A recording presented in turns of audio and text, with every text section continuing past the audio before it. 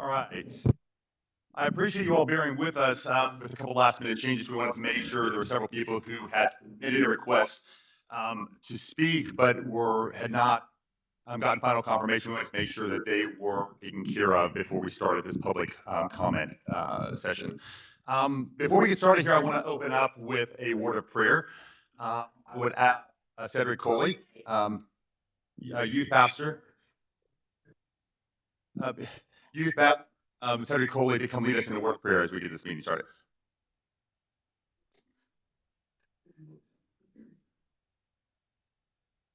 Thank you, Chairman. Board members, members of the public, please join me in prayer. Heavenly Father, God of all creation, we thank you for gathering us here safely today. And we thank you for this opportunity to join together to reinforce the public library system. We thank you, Most High God, for being our honored guest here today. And we thank you, Most High God, great Ancient of Days, for giving the board members wisdom and understanding and discernment to make the right decisions for not only the young at heart, but everyone in between. And we ask these things in your Son's name, in Jesus' name, amen. And then if you'll stand with me, the Pledge of Allegiance.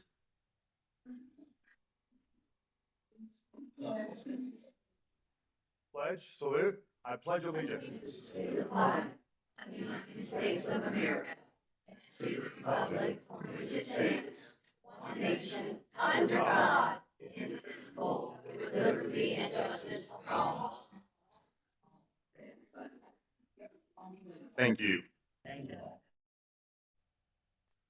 So with that, we're going to open up, call this meeting to order and open up for public comment period. I want to thank you all for being here. I know many of you are like me. You have come from far, all across this state. And Alabama is a lot bigger when you're getting up at 5 or 6 in the morning to make your way to Montgomery. So I appreciate you all being here, taking your time, sacrificing your time to let your voice be heard in this process. It is through open dialogue and through open debate that we grow society and that we are able to best serve the public. So I appreciate you taking your time to be here. I also appreciate the thousands of people who sent in public comment. and took the time to write letters to this board. It is something that I think I speak for each of us when I say we take that seriously. We appreciate the time, we appreciate the effort, and we appreciate citizens being involved in the process of government, because government was created to serve the people. And that is the grand American experiment that we all enjoy the fruits of. And this, I know that I feel this board is committed to continuing that grand American tradition. So thank you all for being here and for this public comment period. It's an honor to have each one of you here. A few ground before we get started, or Katie, are you gonna do any ground rules? Should I lay them out? I'm gonna lay them out. So it's gonna be a fairly easy process. What I'm gonna do is I'm gonna be reading out the list, so I'll call each speaker when their time is. You will come up microphone, you'll address the board. You'll have 2 minutes. There will be a clock in the back of the room where the board can see. There will also be a clock up here, so you can see your time as it ticks down. There will be a bell if you go over time. For respect, we try to keep this a fair process for all those participating, and so appreciate your respect time allotments. We also ask that all comments be directed to the board and in a respectful manner, and we don't have any arguing or divisiveness between us. This is we're all debating what's best for libraries, and that can be done best through building up in constructive criticism if needed, aimed at the issues at hand. So with that, we're going to get started. Has anyone else, just to make sure, anyone who requested to speak has had any issues with the process? Is there anyone else who needs anything addressed? Get started. All right, excellent. Seeing that, I think we're ready to go. The first person up to address the board will be Kim Holmes.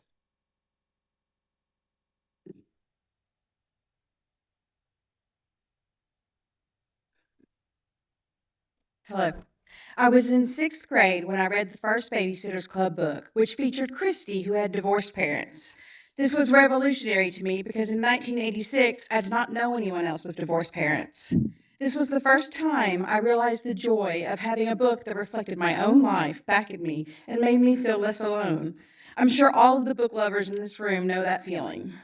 In 1990, Dr. Rudine Bishop published an essay where she coined the phrase windows, mirrors, and sliding glass doors to reflect the important ways children see themselves in books. I raised my kids in the libraries of Madison County, where the shelves were filled with mirrors, windows, and sliding glass door books, including beautiful stories about trans children, like Melissa by Alex Gino. Whether you know it or not, every library in the state serves a community where a trans child could be living happily with the support of their families. Hiding books about such children does not erase their existence, and those children deserve to see their stories in their libraries on their shelves. I am proud of the Alabama libraries that I raised my children in. I am proud of the children's shelves that held books all across the rainbow spectrum for them to discover. I am against these administrative code changes because I believe transgender children, like all children, deserve the feeling of walking into their neighborhood library and seeing books that reflect their lived experiences on their shelves. There has never been a moment in history where we try to erase a group of people and then we look back on proudly. With all of the fear-mongering and demonizing of trans people in the media, we need their positive stories in our libraries now more than ever. Trans children and children with trans family members deserve to find books on their shelves that reflect their lives and make them feel less alone in this anti-trans political environment. We should not take that away from them by moving all books with positive examples of gender nonconformity out of the children's sections of our libraries. Thank you. Thank you. All right, up next is Samantha Webb. Excuse me, there's an echo. I'm having a little trouble understanding with the sound. Echo in your system. Echo in the system. Let's try. You want to try cutting my mic while they're speaking? That may help. Hey. Sorry. My name is Samantha Webb, and I live in Monticello. I want to Is this better? Well, it's all right. We'll take a minute and try to get this as good as possible. All right, Yeah, there we go. I want to voice my opposition as an Alabama resident and whose tax dollars support public libraries to the proposed code change. The proposed change restricts any material that, quote, positively depicts transgender procedures, gender ideology, or the concept of more than two biological genders. By the logic of that language, any material that represents negatively any of these topics is okay. This is rank viewpoint discrimination being enforced by a government agency. Like most Americans, I don't like being told by the government what I can and cannot read. I trust librarians to develop collections and set policies that will appeal to their own communities as a whole. And collections development is not the same as censorship, as was stated last month. The proposed change goes too far. It represents a government agency regulating public speech and access to speech. It infringes the First Amendment rights of Alabama citizens. It dismantles local control of libraries, making highly trained librarians into ideological mouthpieces rather than professionals who are responsive to their communities. It disrespects and disregards and discriminates against the parents of gay and trans kids and the kids themselves. It is anti-parents' rights. And no less importantly, this proposed change fails in its intent to protect children because, first of all, books that fall under its purview are not dangerous. They do not indoctrinate anybody to anything. That's not how people engage with books. And second, if you don't want your child reading them, don't allow them to read it. Please reject this rule for Alabamians' rights and protection of the First Amendment. Thank you.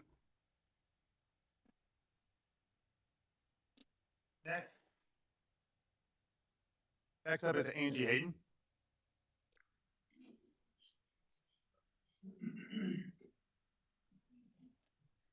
I'm Angie Hayden, Alabama-born mother and co-founder of Read Freely Alabama.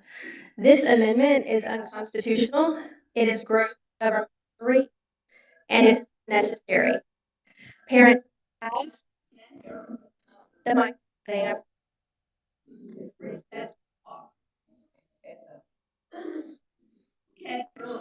It's worse than before. The mic was having some issues.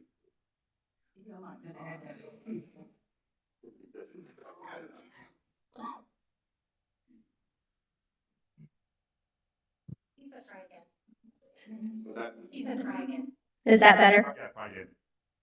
Okay. Angie Hayden, Alabama-born mother and co-founder of Read Freely Alabama.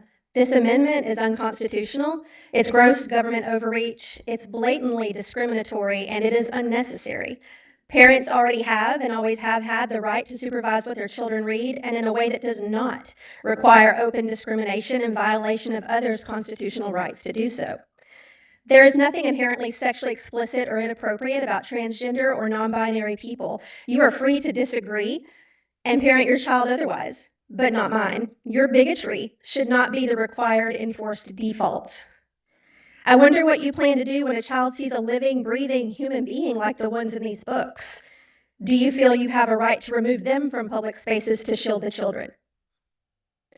Banning books that positively depict trans people from our libraries by sneakily restricting their purchase goes against everything our country stands for. I suspect you will pass it anyway. And that this pretending to weigh all the opinions of the people is a bit of a farce. You will do what you've set out from the beginning to do, which is to enforce your own viewpoint on all of Alabama patrons and use the government to enforce librarians to other the ones that do not meet your approval. And transgender Alabamians are just the beginning. This state, its libraries, and its children deserve better, and they are all watching, and we will keep fighting for them.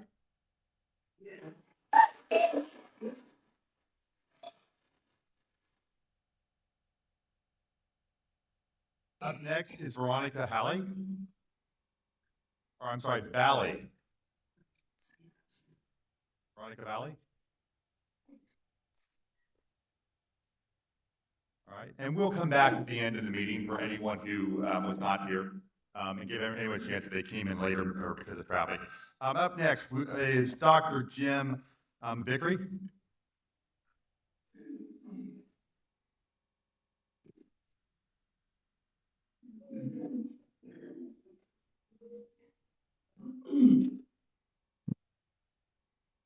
Thank you, Mr. Chairman.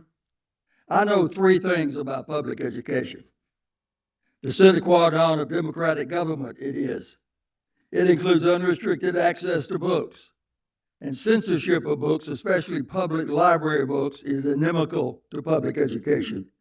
That's why the first right added to our Constitution forbade restrictions of free expression, now by any governmental body. Censorship clogs the pipes of public education and says some ideas aren't worthy even of thinking about. Censorship of any kind means that the books in our libraries would be ever subject to the whims of present activists and overrun by the political tides of the moment, to be reversed when that tide ebbs. And Mr. Wall, that tide will ebb one day. Today's its materials concerning the LGBTQ community, perhaps as many as 500,000 people in this state. It's not a small minority. Is the proposer of the statement at hand that you're considering really not aware that children are born every day in this country with indeterminate genitalia and whose genders are otherwise unclear? Is that not clear to whoever proposed this?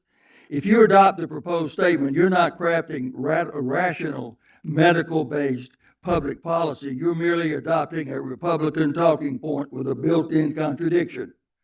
There's only one legally recognized basis for censorship of books about sex in our country, and that's obscenity. You can't censor public library books you think are inappropriate for children. That's the job of parents.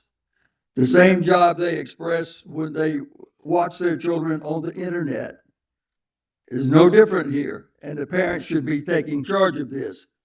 Why invite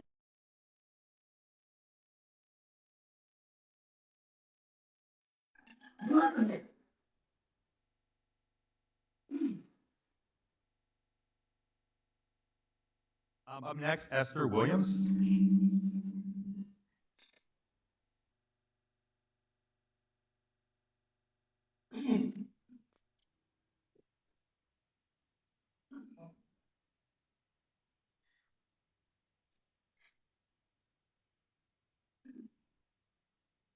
Good morning. I am from Lee County, and I'm a retired licensed professional counselor.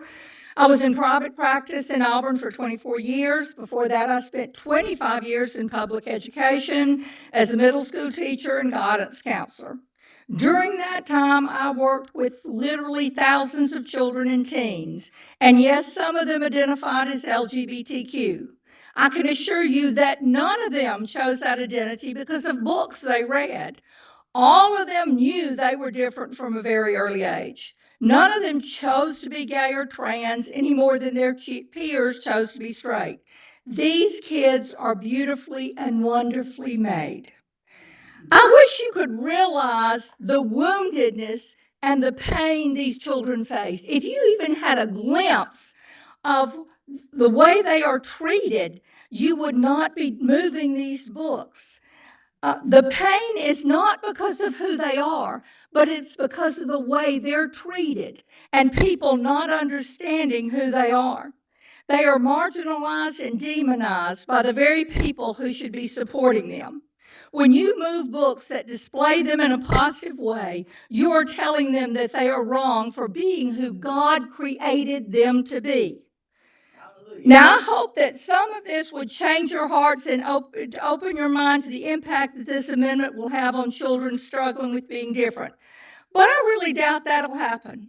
I'm a lifelong Christian and I take my faith seriously, and I've read and studied the Bible all my life, and none of Jesus' teachings condemned people who were gender nonconforming. But Jesus had harsh words for the Pharisees who thought they were better than everybody else. You should be ashamed of yourself. And as a Christian, all I can say is, Father, forgive them. They don't know what they're doing.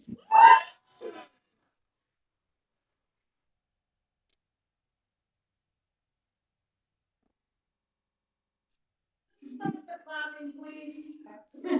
Hey guys, hey everyone, please stop clapping while somebody is speaking. I understand y'all are very enthusiastic about this, that's fine, clap at the end of it, but you're drowning out what the person is saying while they're speaking. Thank you. Well, and especially for those online who are watching online. And I did want to, before we move on to the next one, I also wanted to highlight, there was a request for, as well as the live streaming, for the video to be recorded and put online, and that is being done. So I want to make sure to let you know that. All right, so moving on, next up is Alex Quignon.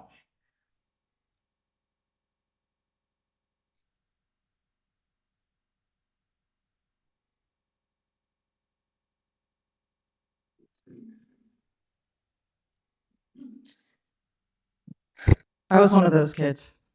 When I was 14 years old, a classmate found my suicide letter and turned it in to the principal of the school I was attending. For the 2 years up to that point, I had been screaming for help from the other teachers and adults around me. I was being visibly bullied for coming out as queer.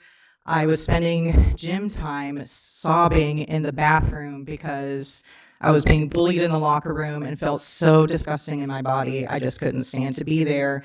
And the gym teacher told me, get over it and get to class. Getting to class is more important. Being shamed. I attempted going to a couple churches, and every single one of them shamed me out of there, telling me that I was going to go to hell if I didn't recant being queer. Being shamed did not save me. Being repressed did not save me. What saved me was gender affirming care. What saved me was reading literature that had people like me in it.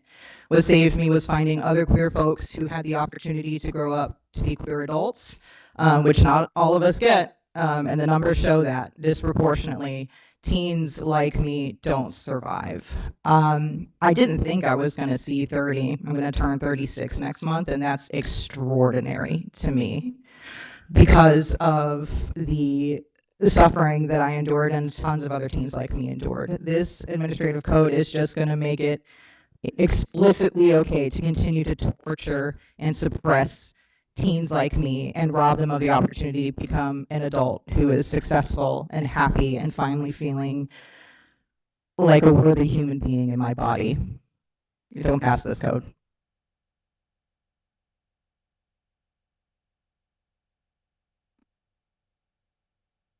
Up next is Rachel Homlak.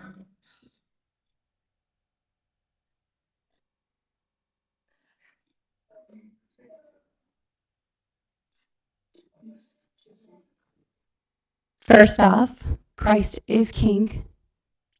God doesn't make mistakes.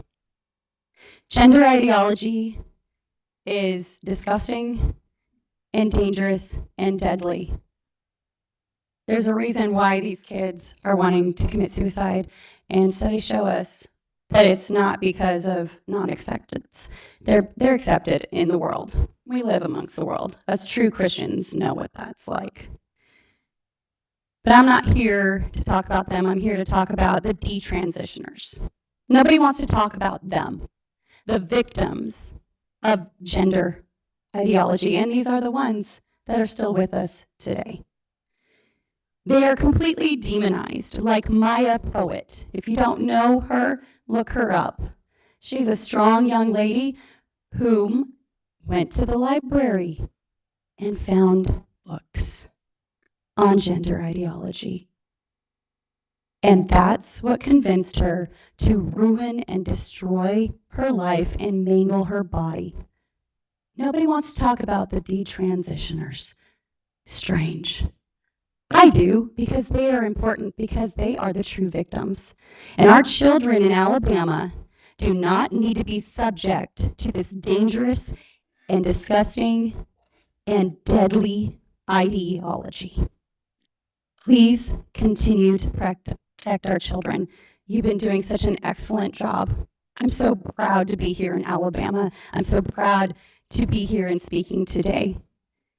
Let's continue to protect our children, and let's also support those that see the light and that are detransitioning from this horrific experiment that we're going to look back upon and realize how disgusting it really was. Thank you for all of your time.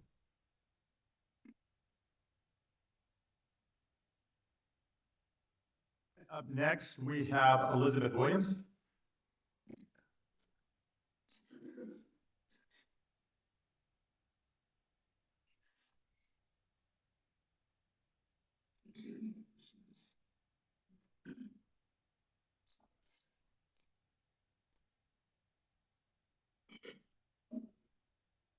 Hi again, Elizabeth Williams from Fairhope, Alabama, and I drove all the way up here today to urge this board to reject this unconstitutional amendment. I think it's great there's a public comment period before changes can be made to the admin code, but I want to remind each of you that rights are not subject to referendum. It doesn't matter how many letters you may have gotten from people who think viewpoint discrimination by the government is perfectly acceptable. Those people don't get to waive the First Amendment on behalf of all Alabamians. There was a time when many people in Alabama thought that anti-miscegenation laws were perfectly acceptable. And when this book, The Rabbit's Wedding, came out in 1958 about a white bunny and a black bunny getting married, well, a lot of people were really upset. They worried that kids might stumble upon this book and get the idea that it's okay for white people and black people to get married. They were so worried about protecting the children from such inappropriate and illegal ideas that they got a state senator on their side and organized a pressure campaign against this very institution. But the APLS director at the time, her name was Emily Reed, she said no. She said diverse viewpoints belonged in Alabama libraries, even viewpoints that upset some people, even viewpoints the government disfavored. About 10 years ago, they wrote a play about her. It's called Alabama Story, and so far it's been performed in over 75 cities across the country, including here in Montgomery. In that play, APLS is the hero of the story, standing up to political pressure to censor books about bunnies in love. And now here we are 60-something years later, trying to decide if it's okay to censor books about a crayon in the wrong wrapper. History is never kind to censors, and I want each one of you to think about how you want to be remembered. When they write this Alabama story, will you be the hero or the villain?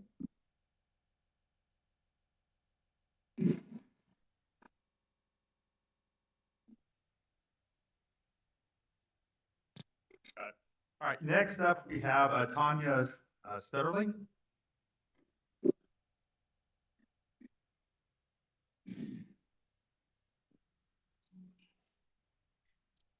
So on December 4th, 2024, Chase Strangio made history as the first transgender lawyer to argue before the Supreme Court in the case United States versus Scarametti, which sought to overturn a Tennessee ban on sex changes for minors. He lost. Chase submitted as evidence the Cass report. This 400-page, peer-reviewed study on gender identity services for children was commissioned by the National Health Service of England and published by Dr. Hilary Cass, an expert in the field of gender care for minors. Here's a quote from page 195 of this study. Tragically, deaths by suicide in trans people of all ages continue to be above the national average, but there is no evidence that gender-affirmative treatments reduce this. Such evidence, as is available, suggests that these deaths are related to a range of other complex psychosocial factors. When Justice Alito asked Chase Strangio about this, Chase was forced to admit that there is no evidence that gender-affirming care reduces suicide among these children. So the rallying cry of the people defending these practices, kids will die, isn't even true. Dr. Rittakurtu Kaltiala, described as Finland's leading expert on gender pediatric medicine, found that 4 out of 5 gender transitioning children or gender questioning children eventually accept their bodies if no medical interventions are carried out. 4 out of 5, citing the data from 12 different studies to support her claim. Most of these kids just grow up to be gay if they're left alone, which makes the prescription of cross-sex hormones to children nothing more than chemical conversion therapy. How are people who claim to be pro-gay rights okay with this? Now, I follow some people on social media who have transitioned and it worked out for them, but they were adults when they made that decision, and they acknowledge the permanent harm these treatments have caused them. Such complaints as medical dependency for life, osteoporosis, sterility, and loss of all sexual desire and function. Children are impressionable, and when you put books in front of them all covered in sparkles and rainbows, painting gender transition as a brave, fun, and noble thing to do, and not telling anything about the side effects, how do you think they're going to respond?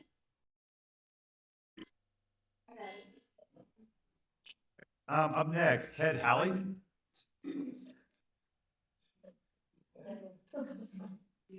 Ted Halley? We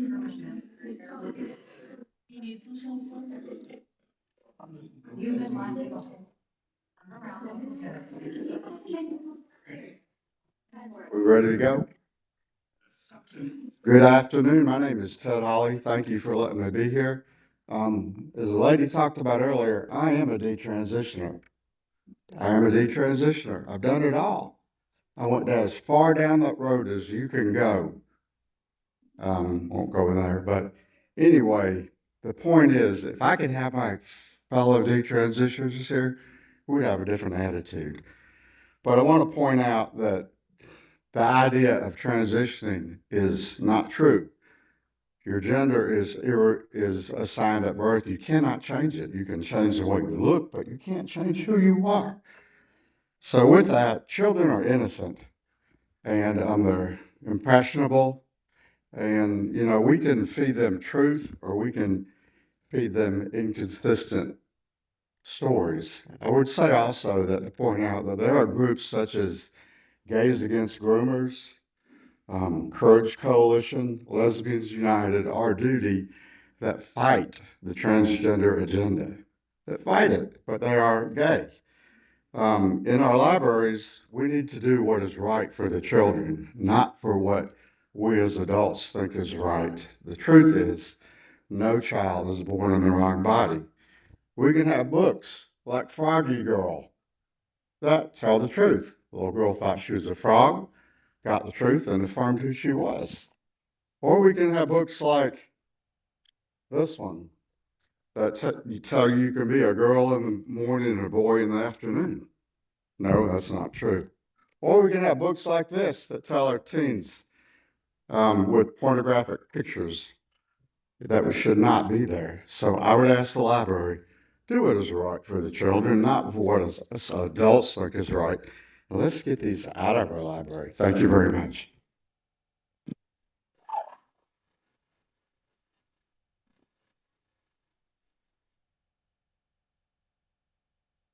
Up next is Sheila Wright. Hey, can we do anything about the audio? There's a lot of echo. I was here last year and I could hear every word. It's not clear at all. No, it's not. It's very hard to understand what people are saying. Can the audio people work on that? Unfortunately, this room was not fit for this amount of people in here, and we're doing the best we can. In May of last year, I could understand it. I don't know what to tell you. I know that I've Yes. worked with IT. This is the best we could do. Okay. It's the same system. We just have the hard walls on both sides where the sound is just bouncing Something's back and different forth. from last year though. Yeah. And it may be just the increase in volume with a larger crowd. I'm sorry about that. Sheila Wright. Yes, I am for the proposed rule change to the administrative code.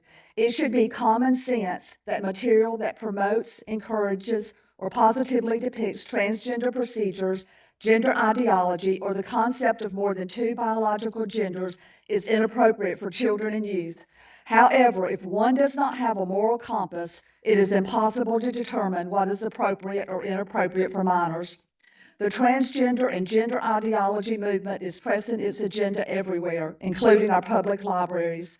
An example of a book in our public libraries that promotes this agenda is Being You, A First Conversation About Gender. It is a board book for children, including toddlers. The authors state that it's never too early to begin the conversation about gender. Contents include, it is okay to wonder, am I a girl? Am I a boy? Am I both? Am I neither? There is no right or wrong answer, and it's okay if your answer changes. Other examples in the children's and youth areas include a kid's book about being transgender, gender identity for kids, I'm not a girl, bye-bye binary, coming out as transgender, the pronoun book, and there are many more. It is heartbreaking. This propaganda that they can change their gender is being pushed on minors by radical activists and is having lifelong horrific consequences. It is an evil lie. A boy can never be a girl, and a girl can never be a boy, and a boy can never be a girl. The truth is that God created man in his own image, and he created them male and female. No matter how advanced pharmaceuticals and surgeries become, the biological reality of man and woman cannot be abolished, and the natural limitation of God's creation cannot be transcended. These materials have no place in our public libraries. God help us.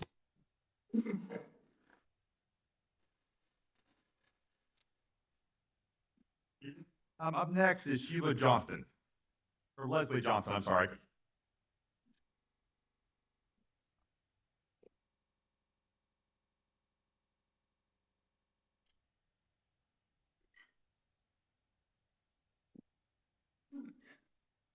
Well, good morning again to the APLS board. Thank you for hosting us today. I want to say that our country is truly in disarray, and I'm one that's also in favor of the proposed rule change to the administrative code and respectfully request that sexual orientation be added.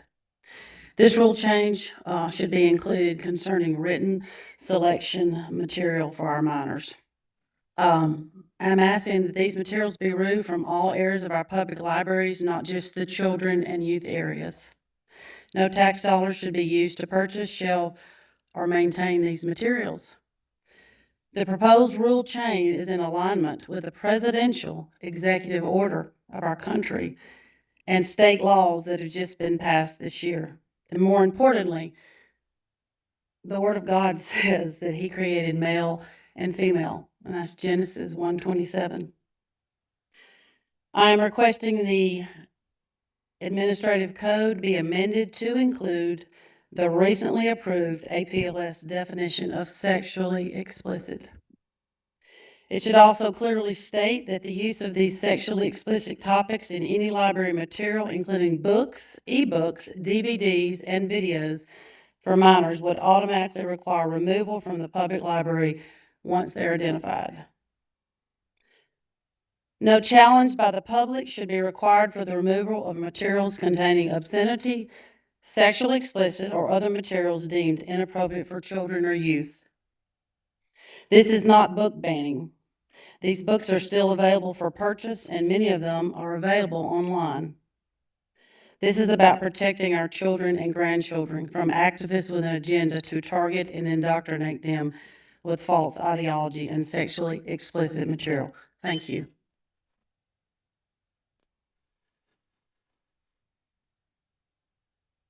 Up next, we have Dallas, Valio. Oh, really? Oh, yeah, I would think I would remember your name at this point, wouldn't you? I would think so. This is my fourth appearance, so everybody should be familiar with me. Please just start when the time starts. All right, you ready? Kick off. Let's go. We're go. Okay. All right. In considering these changes to the Alabama Code, it is appropriate that this board and its individual members justify this change. I haven't seen any of that. So I ask each board member in turn to explain why this change is necessary. And Mr. Wall, will you give them all an opportunity? And we've got a minute and a half left, so will someone please speak up?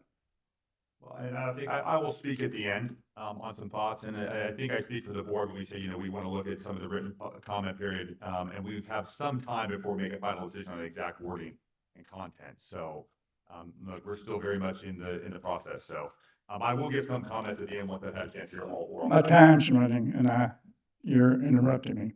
Okay. Well, it's true. Okay. Now we'll get. What you don't want.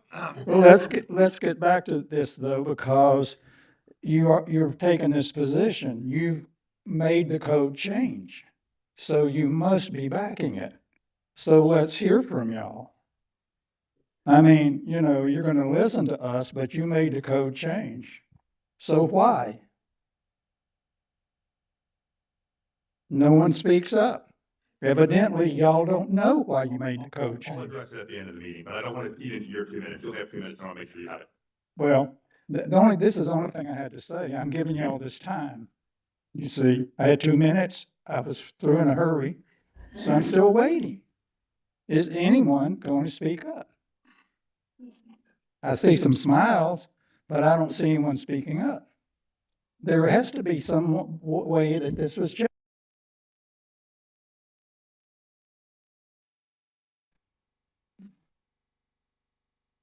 All right, up next, Autumn Zellner.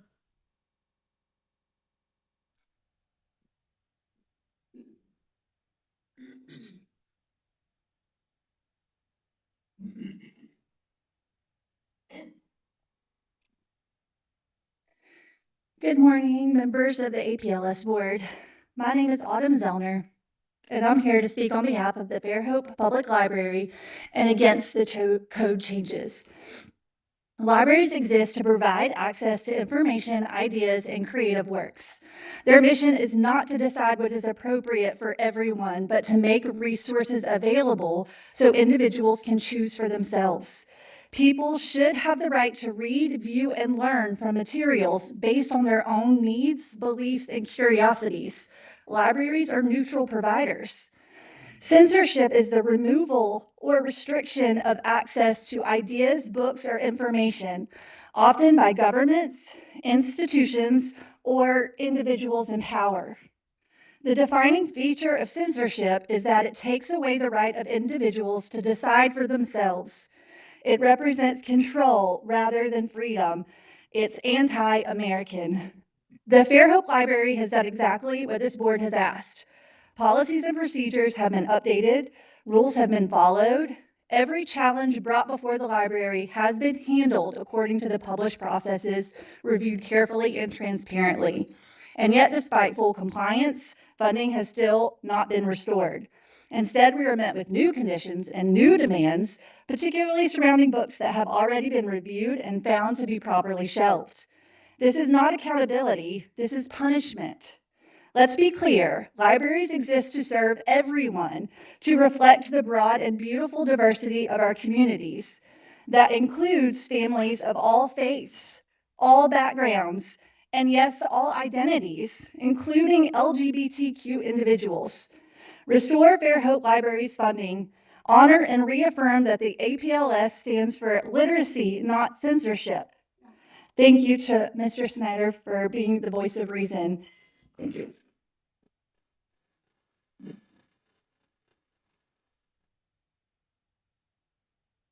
All right, up next we have Julia Cleo.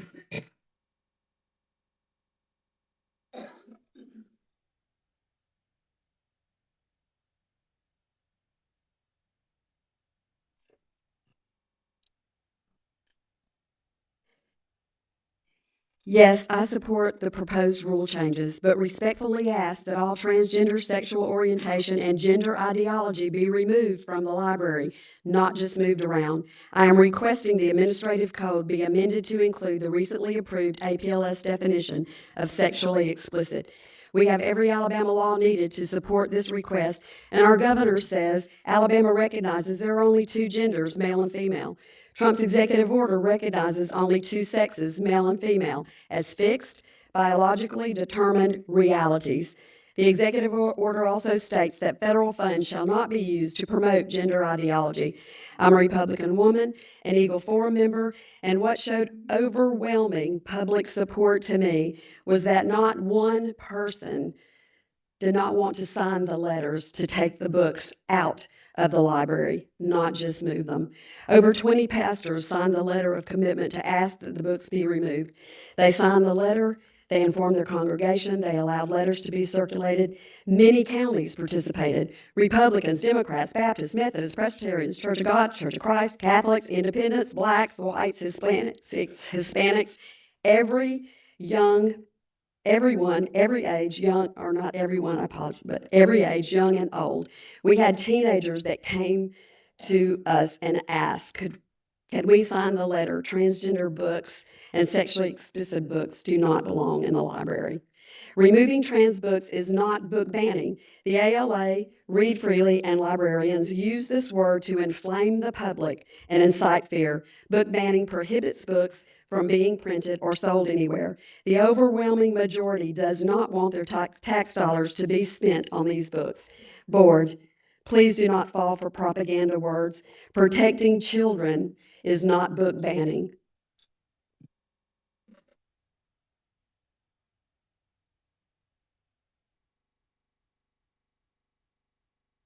Thank you. Up next, we have Ann Amador.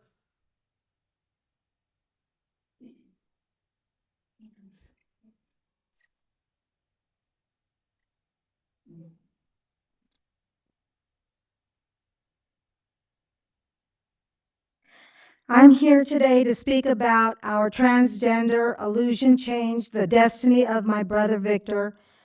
He seemed to be a normal child. My parents saw a drastic change in his thinking in middle school. Later, they found out a male teen was sexually assaulting him. During his teens, he spoke about changing his identity. As a teen, he began illegal hormonal shots without my parents' consent. Hormonal therapy began, then female transitional surgeries were done in his early 20s. Without my parents' consent, which required life-altering transitional medication maintenance. These medications caused heart and kidney failure, and at the age of 30, dialysis began. Then at age 42, a kidney transplant. Anti-rejection medications were added to his list of medications, then a heart pacemaker. Hundreds of hospital stays became normal. He said to me, after all the surgeries, I don't want this anymore, but there's no coming back. As he lay knowing he was dying, slowly he cried out to God and said, I renounce my female body because I know I am a man. Transgender surgery, lifestyles, and medications killed my brother, but he did not know how to go back. I'm here to request that our Alabama public libraries, in compliance with President Trump's executive order, states that federal funding shall not be used to promote gender ideology and identity, which includes transgenderism. Alabama state law, which is a woman, what is a woman bill, states that Alabama recognizes only two sexes, male, female, and it's codified into law. I just want to say my brother's gone because the public does not tell these children that are transitioning that the medication is forever and it kills you. You die.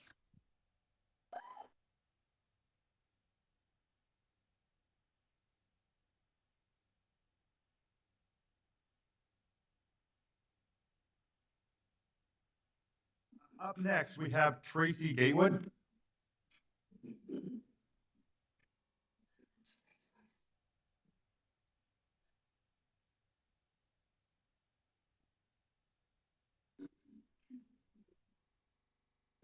Good morning. I'm here to voice my support to amend the state code to safeguard children and teen library sections from promoting transgenderism, transgender procedures, and gender ideology because this is common sense. If someone hands a 10 or 12-year-old child a glass of scotch and insists they drink, we know the child's reaction will be one of distaste and revulsion. If the child is repeatedly asked to drink and over time acquires a taste for the alcohol, even becoming intoxicated, we would all agree this would be disgusting, even abusive. When seeing photos of Muslim men in their 30s or 40s standing next to their 12-year-old child bride in a wedding dress, it's natural for a healthy person to be disgusted. This practice is condemned as child sexual abuse. Physical and emotional damage is likely irreparable. When children are exposed to material that is sexually charged or as unnatural as making them question who or what they are, they're unable to properly process it. The impact is not immediate like intoxication or worse, a rape, but it's far more subtle as the damage from emotional chaos and confusion takes time to manifest. Just as a child recoils naturally from the taste of alcohol or the 12-year-old has no ability to provide proper physical or emotional support to an adult, children are not wired to accurately process adult content, even when packaged for children, because children are pure. I vigorously oppose allowing sexually explicit content to be available in our public facilities or libraries. My statement is consistent with President Trump's executive order dated January 20th, 2025, defending women from gender ideology extremism and restoring the biological truth to the federal government.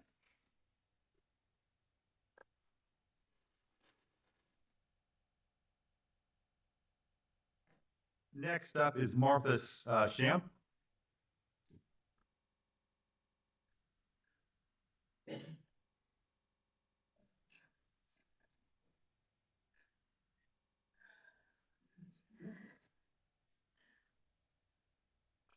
Thank you. Thank you. Please codify into law these conservative restrictions to stop the filthy Sodom and Gomorrah images that are now flooding the libraries. The path to HIV and AIDS, it isn't curable.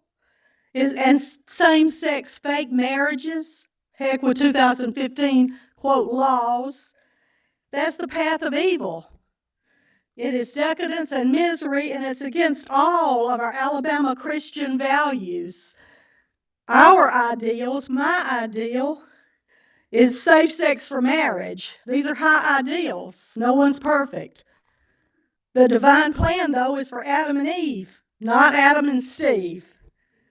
And please keep laws in place that safeguard young, pure, innocent children who are chaste and don't understand lust.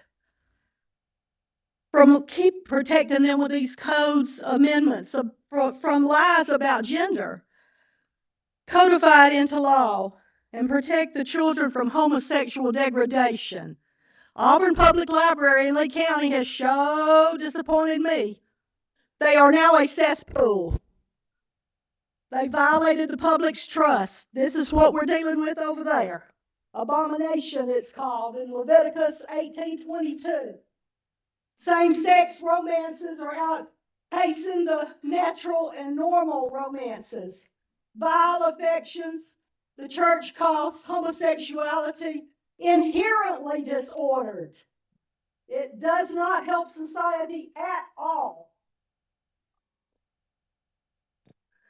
Here are the books they put for the children to see. 2 dads holding 2 boys. 2 fathers.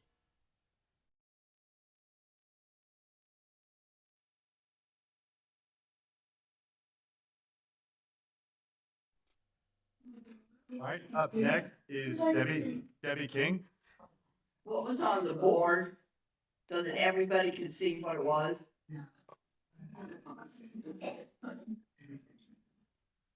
Here we go. Oh, he gave you some.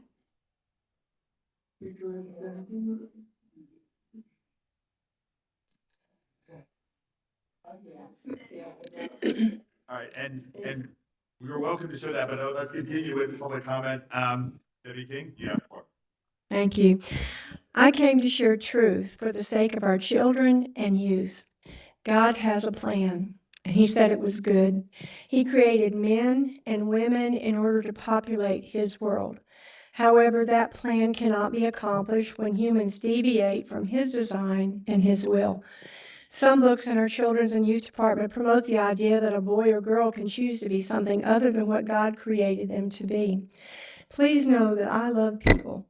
Because of that, I feel a responsibility to speak truth according to His Word. As caring adults, let us make every effort to protect God's children from images and transgender ideologies that will cause them confusion and lead them to possibly veer away from God's plan. John 3:16 reminds us that God so loved the world that He gave His only Son, that whosoever believes in Him should not perish but will have eternal life. Though God has a plan, man has a problem. All of us have sinned and fall short of the glory of God. Transgender ideology is one evidence of this sin problem. My heart hurts for you if that's your belief, but it also hurts for the generation that's being bombarded with this type of philosophy. The good news is God has a provision. God demonstrated His love toward us that while we were yet sinners, Christ died for us. It's His grace that saves us, and man does have a choice. If you confess with your mouth Jesus is Lord and believe in your heart that God raised Him from the dead, you will be saved from sin. These words are not my words, they are God's words. Jesus Himself said, I am the way, the truth, and the life. No one comes to the Father except through me. I'm asking this board to ensure that our public libraries no longer have books suggesting to young people that they have the right to choose if they are a boy or a girl. This choice goes against God's plan. My hope is that each of us will find our true identity in Christ. All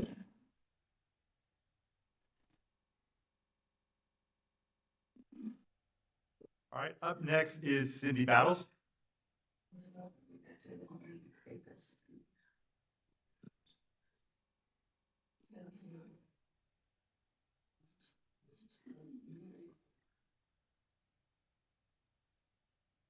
Good morning.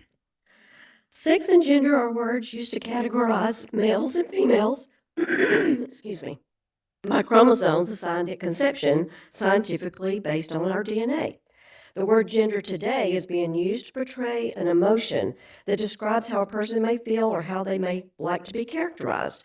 Using this definition, our libraries contain many books teaching our children that they can choose to be a boy or a girl, both, neither, or that they can change their gender from day to day. This is too confusing and not scientific. A certain group of people argue that everyone should be able to see themselves in the library. Is this really their desire, or is this just a ploy to confuse and indoctrinate our children to advance an agenda that is emotionally and possibly physically harmful to our youth? What if a young person believes the lie that they can choose their sex and gender? What next? Does it end there? No, this is just the beginning. Two dangerous options encouraged by these books are puberty blockers and/or surgeries. Let's talk about one of these options, puberty blockers, and their effects on the brain. When puberty blockers are used, it doesn't just stop the body from maturing, it slows and stunts brain development. Scientific research shows that long-term effects of puberty blockers are lower IQ, cognitive impairment, increased emotional instability, impulsiveness, higher rates of depression, and an increased risk for addiction. As a former neuro nurse, I find this very concerning. Why do we have books in our libraries that direct our children down this dark path that starts with a lie they heard while watching a cartoon, a commercial, or looking at a board book found in a public library when they were 3 years old? Because of the possible harm for our children associated with the transgender ideology, I ask our library board to remove any material that contains this language. Thank you.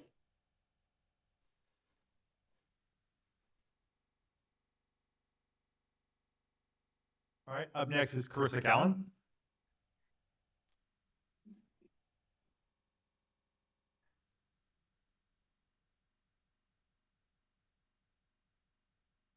Good morning. Thank you for the opportunity to speak today, and I appreciate the effort that each of you has made to be here. My name is Carissa Callan, and I drove down from North Alabama this morning to say yes, please. Yes, please, I want more protections for minors within our public libraries. Last year, this board passed the code changes to promptly remove the sexually explicit books for minors. Thank you so much. While I have talked to young families who are ready to return to libraries with their kids, many are still concerned about the books being pushed for minors, which is why I'm here today. So yes, please pass the code, the proposed amendment to the Alabama Administrative Code that will ensure that those sections of each public library set aside for minors will remain free of inappropriate materials, particularly materials that promote the concept of more than two genders. This goes against settled science and teaches a lie. Materials that encourage gender ideologies. Children are too young, too moronic, as Bill Maher said last year, to understand this progressive dogma from these books that are pushed on them. Quoting Bill further, this is why endlessly talking about gender to 6-year-olds is not just inappropriate, it's what the law would call entrapment, which means enticing people into doing something they would not ordinarily do, end quote. Even liberals are waking up to the harms of this ideology. And third, materials that positively depict transgender procedures. We are living in a time where speaking the truth about who you are is treated as hate, and the lies about who you are paraded as compassion. It is not compassion to castrate a child or to cut off the breast of a minor. Let me say again, that is not compassion. It is mutilation. And positive depictions of this, like in the book Parts and Hearts by Jensen Hilbrand, is not compassion. It's coercion, and it has no place in the children's sections of our publicly funded libraries. Thank you for your time.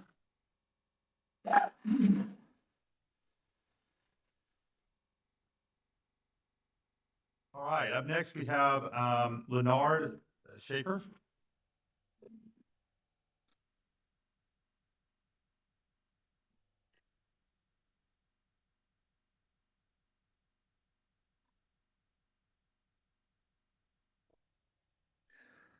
Leonard Schaefer, Prattville, Alabama. Thank you for your time.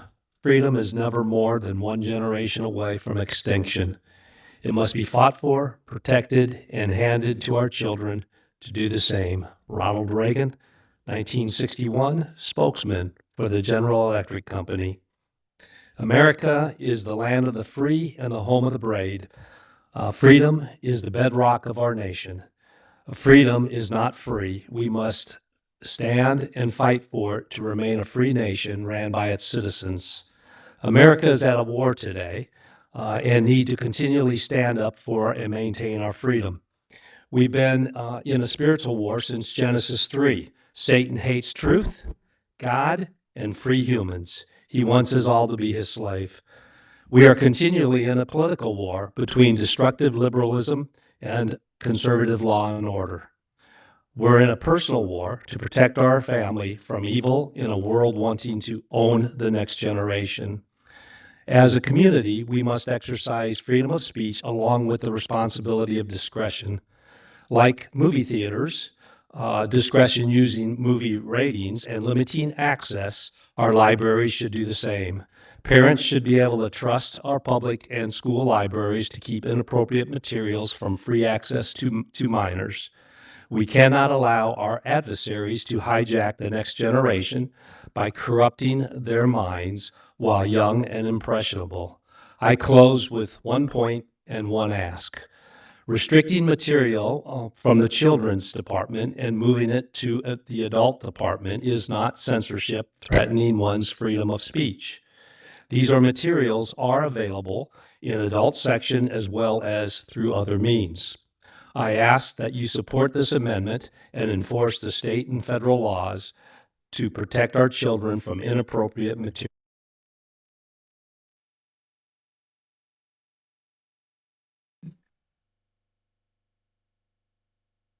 All right, up next we have Stan Sheridan.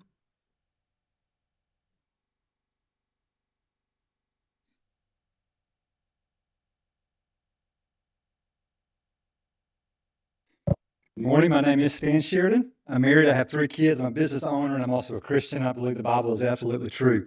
First, I want to say a huge thank you to Miss Carr. She's right over there. She's in the council for inviting us, into your world. I've spoken with Miss Carr and the team on the phone several different times. They've always been very kind and very helpful, and I appreciate that. Second, I want to give a quick word to the Christians. People that disagree with us are not our enemies. God loves them just like he loves us. Always ask the question, if Jesus was given the opportunity to speak, what would he say and how would he say it? That's our goal. Ephesians 6 says that our enemy is not flesh and blood. It's not people. Also, Christians, remember that our strongest voice is not before people, but it's before God in prayer. I'm going to encourage you not to just speak, but to pray.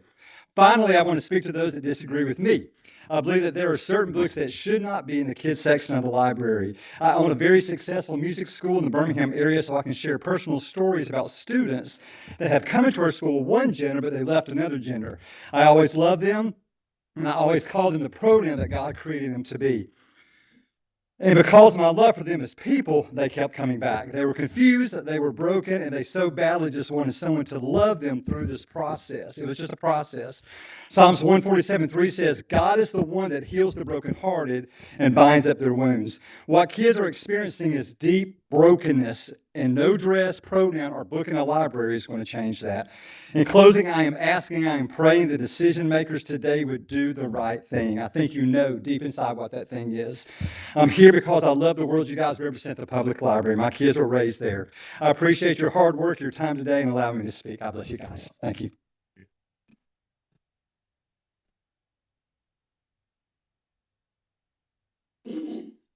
All right, up next we have Will Sheridan.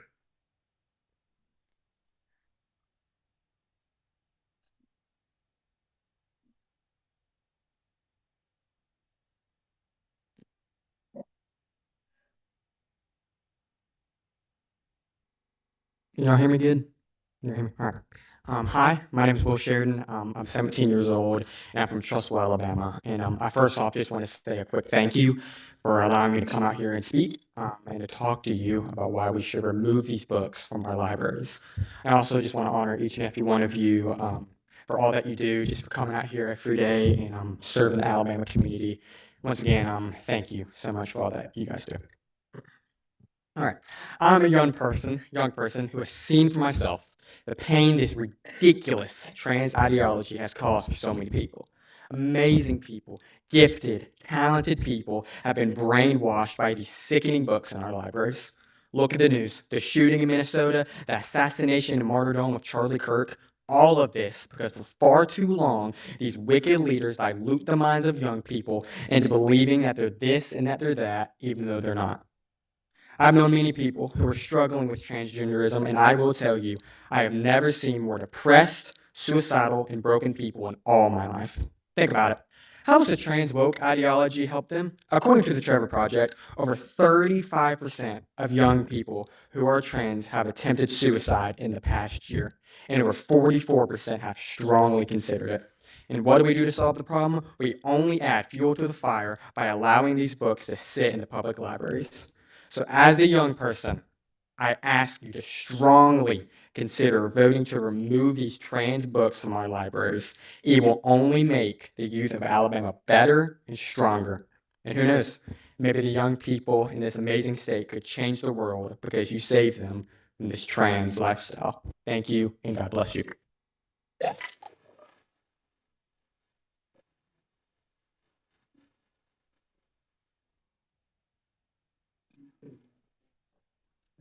All right, up next we have Emily Early.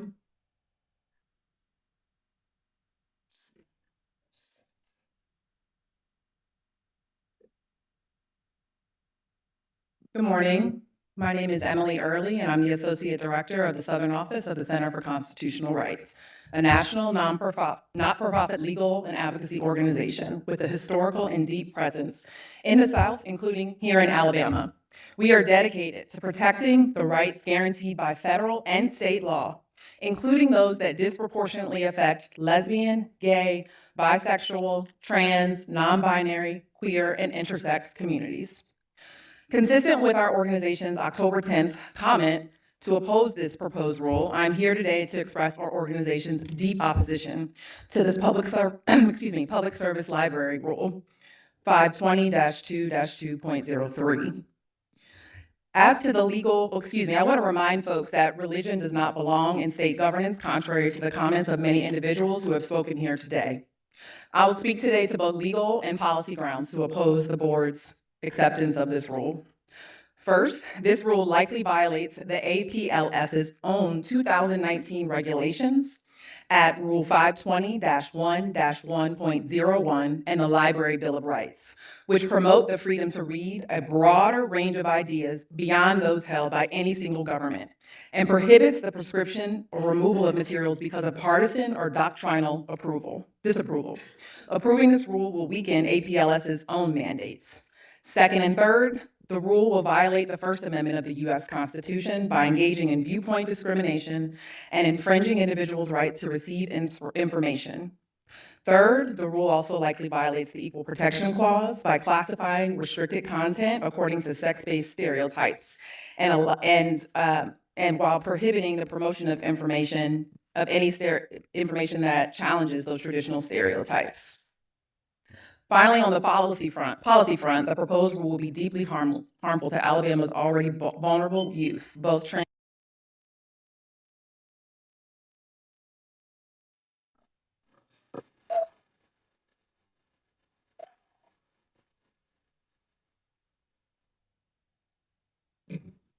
All right, up next is Barbara Widener. Yes. Good morning. Good morning. My name is Barbara Widener, and I'm here representing Intercessors for Children and many other concerned citizens in the Dothan area.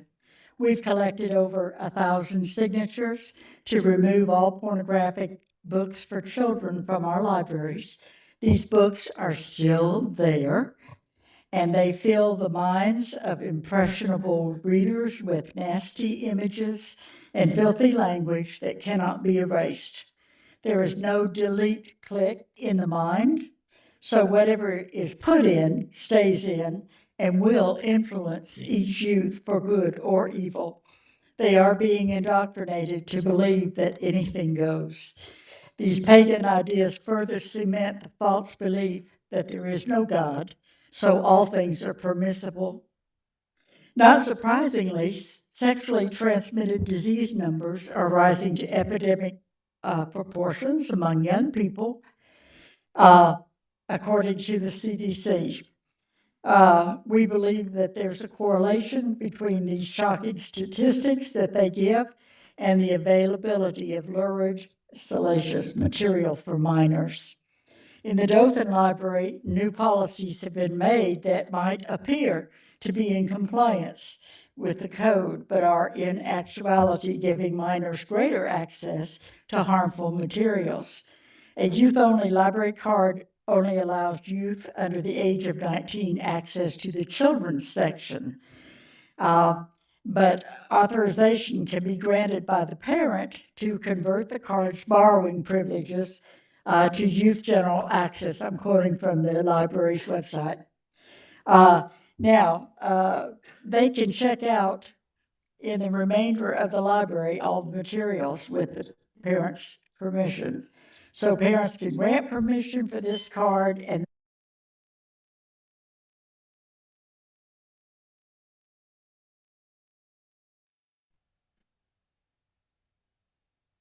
All right, we now have Paul Garris.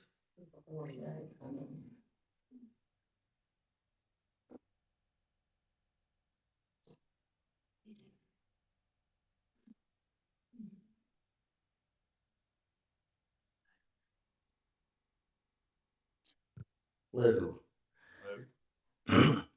My name is Paul Garris. I'm chairman of the North Shelby County Library Board. I support the administrative code changes.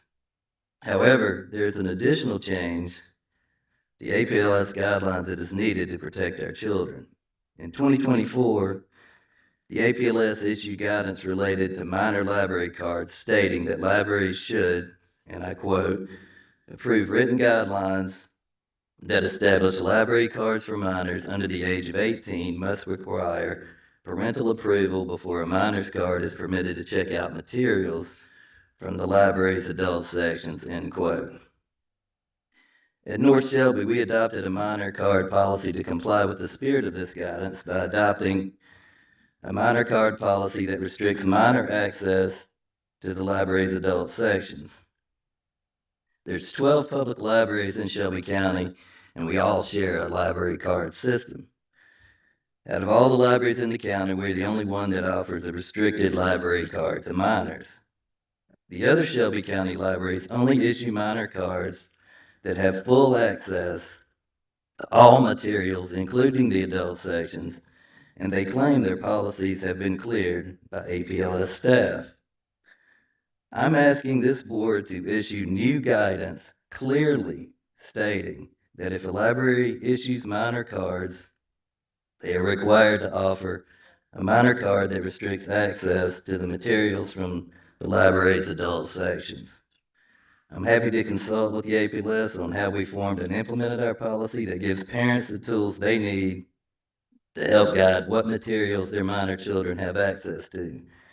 After all, what good is it to move problem books to the adult section if the children still have access to it? Thank you.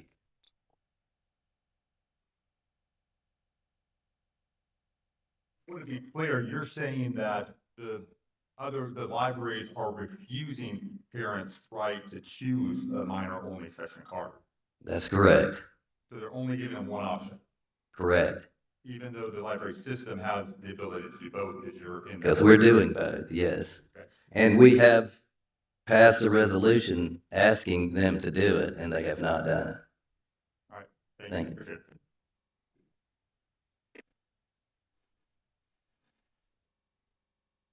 All right, up next we have Robert Wilkins.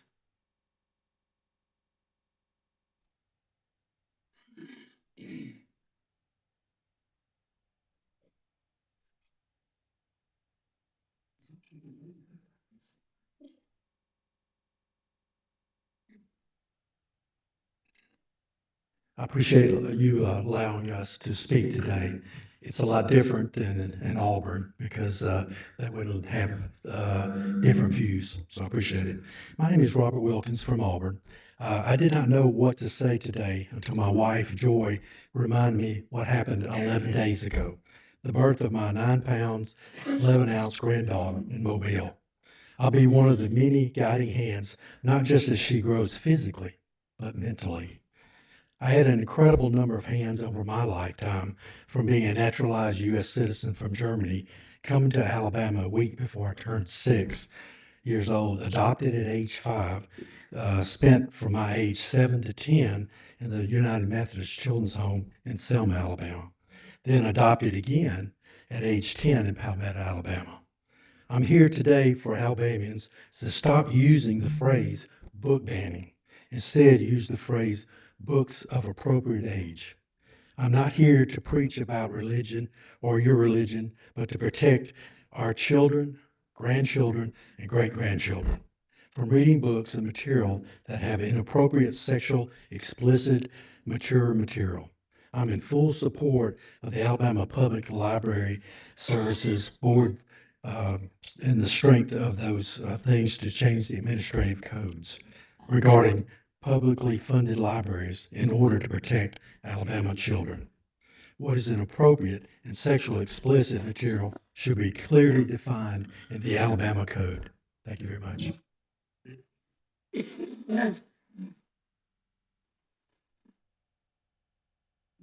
All right, up next we have Susan Bolt.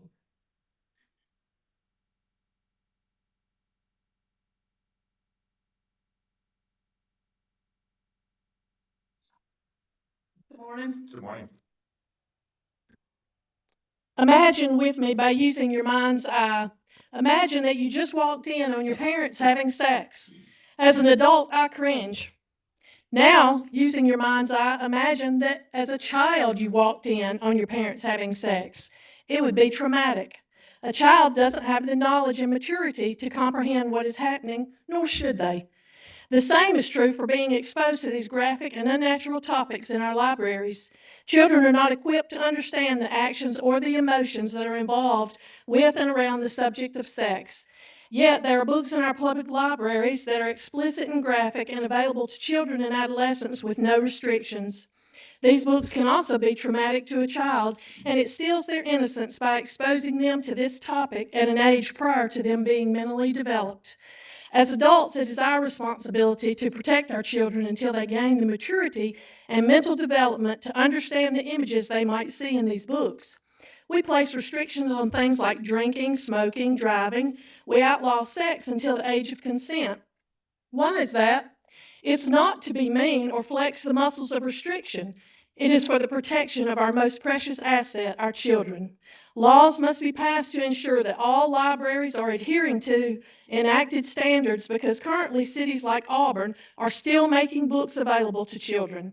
I am asking this board to push for new, stricter laws and require that these inappropriate books be placed in a restricted area that requires proof of appropriate age in order to access any book that covers the topics of sex, LGBTQ, transgender, and hormone replacement topics, with the same restrictions placed on the Cloud Library and the Alabama Virtual Library. No book bans, just discernment, and preferably biblical discernment. Thank you.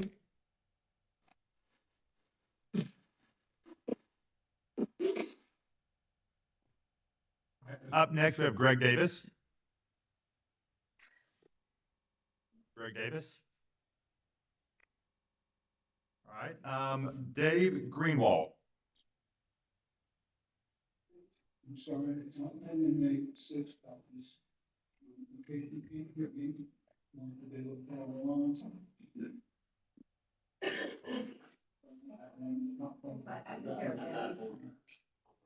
Thank you. We'll try to fix that in the future. Thank you for allowing us to speak today. Thank you, Dave Greenwald from Prattville. 3 years ago, a young boy was doing research on pronouns, English grammar studies. What he uncovered was a plethora of books with an underlying goal, which seems to echo what this chant, which you might hear at a gay pride event, says. We're here, we're queer, we're coming for your children. When someone tells you who they are, listen to them. 3 billion DNA pairs determine the individual characteristics which make every human being unique. God created each of us with a specific purpose and plan. At conception, every human being receives either XX or XY chromosomes to determine male or female. Though some characteristics may be altered through diet, exercise, surgery, drugs, hormones, even injuries, nothing can change that which is immutable, indelible, and unchangeable, our sex and our gender. Telling a child that he can become a she or that she can become a he is simply not true. It is misleading. Charitably, we might say this is misinformation. More critically, we might say these are lies. Not on my watch. I want to go on record as saying I am absolutely opposed to any such books, not only because the information is false, but more so because believing and acting on this line of thinking is harmful. We see this in the heartbreaking stories of those who have gone down this path, leading to discouragement, depression, and sometimes suicide. If you are trans or considering this option, let me say, trans is a misnomer. You can never transition from one gender to another. It's a setup for failure, disappointment, and discouragement. Be careful what you put into your body, drugs, hormones, submitting yourself to the surgeon's knife.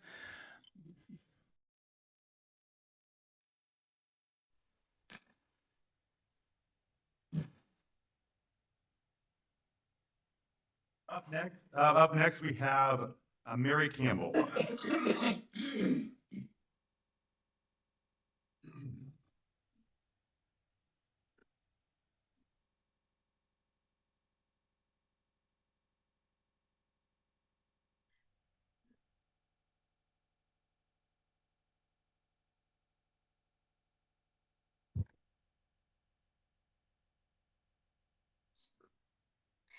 Good morning. My name is Mary Campbell. I'm a library director, president-elect of ALLA, and a mom of a teen.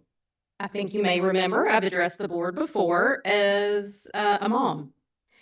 Today, I want to share with you my concerns as a librarian, as someone who serves the community. If libraries are no longer allowed to have books about trans and non-binary people on our shelves because those stories, even without explicit content, are considered harmful to children, then are trans and non-binary people also not allowed in our libraries?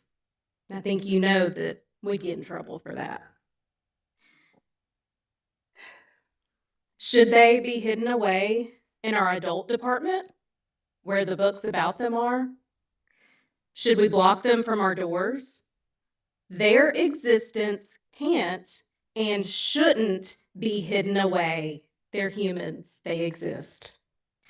If they are in fact welcome in our libraries, and they will always be welcome because they are our neighbors and they are our community members and they are taxpayers. It's not only one group whose tax money counts. Trans people are not inappropriate. They're not inappropriate content just by existing. People who don't conform to gender binaries are not explicit. Their existence is not harmful to children. Their stories should not be hidden away in a corner of the adult department. Their stories belong just like they do. And it's not right to only tell one story. The story that they're bad and harmful. It's up to parents.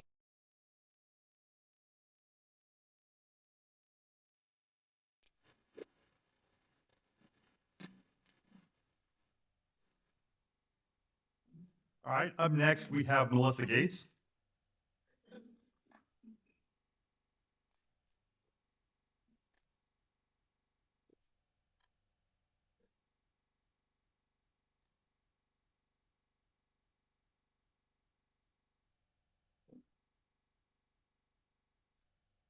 Hi, thank y'all so much for letting us speak.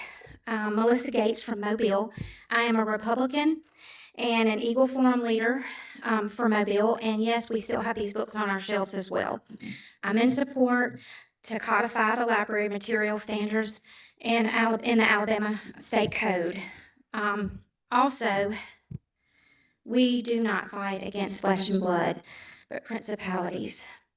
I do have compassion for those that are confused and struggling with identity. I'm speaking as a Mimi of 3 grandchildren, and we always talk about safe places for everybody else. What about a safe place for my grandbabies? A lot of these books are glittery. I've brought the books. This isn't my first time speaking to y'all, so I didn't feel it necessary to bring the books yet again. I have spoke at city council meetings, not only Mobile, but Fairhope, where I was shut down of speaking of these books that are in the minor section. Duh, that should say it all. So my last thing is, y'all know I always bring scripture, and so this is from Isaiah 5:20. Woe unto them that call evil good and good evil, that put darkness for light and light for darkness, that put bitterness for sweet and sweet for bitter. I pray for salvation for those that are lost. God wishes that none would perish. And so, thank y'all for letting me speak.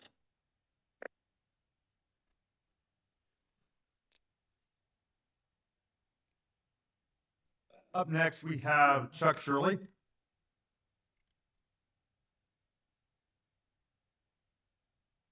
Chuck Shirley. All right, we will move on. We have a replacement here for the mistake in the list for those for the board members of the list. Daniel Bennick. If I get your last name right.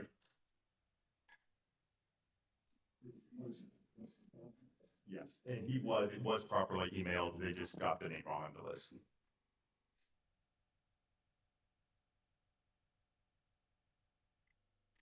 Good morning, friends. My name is Daniel Vanek, and I'm a reverend and a pastor at Tapestry of Faith United Church of Christ, which is in Tuscaloosa. I'm the father of 2 boys and was born and raised in Mobile.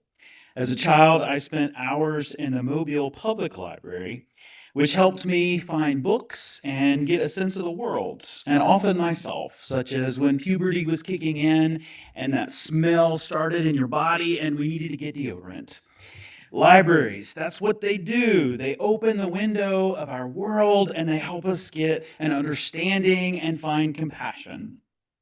The proposed changed amendments before this board, I fear, would close those windows of understanding and compassion by removing books that show positive portrayals of trans people.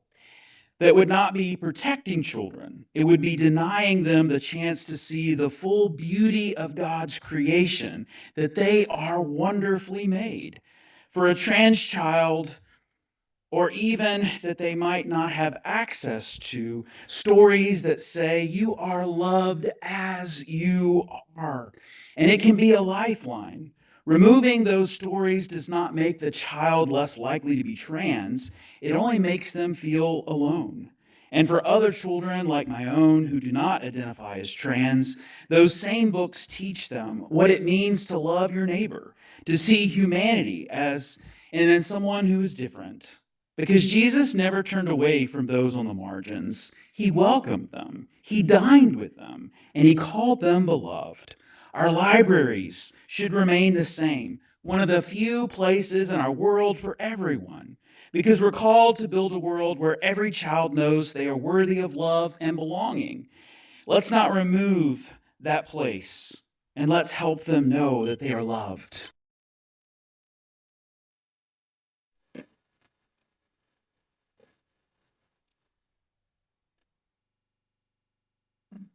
Up next, we have June Shoemaker.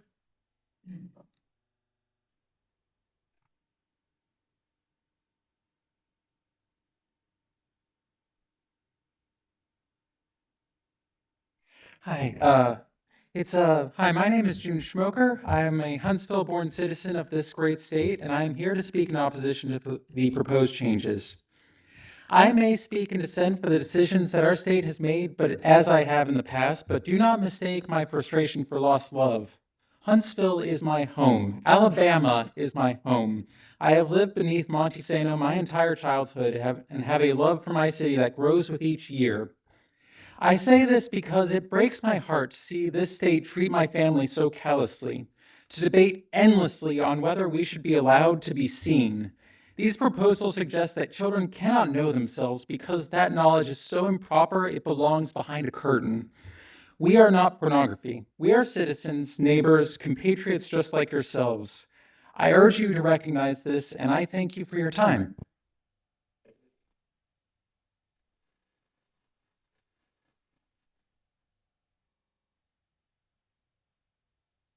And up next, we have Lindsay Gardner.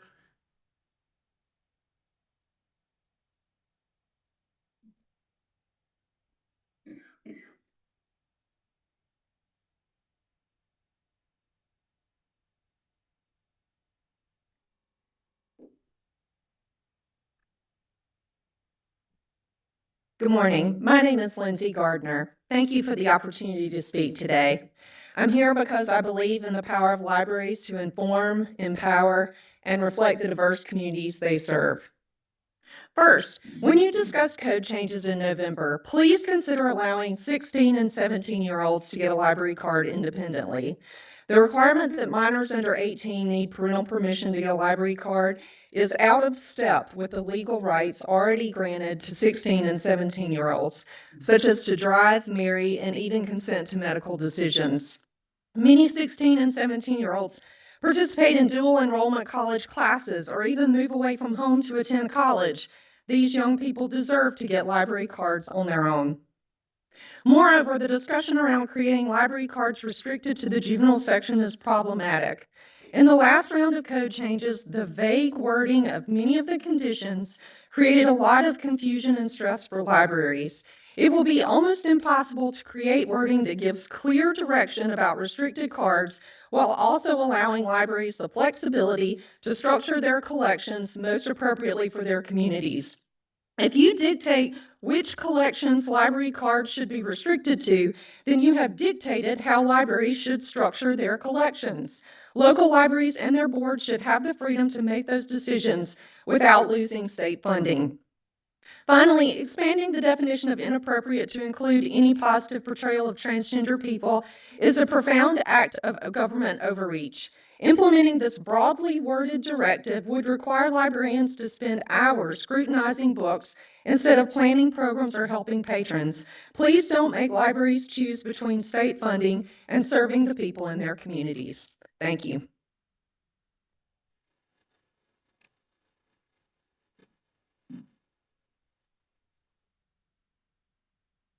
All right, up next we have Lori Hearing.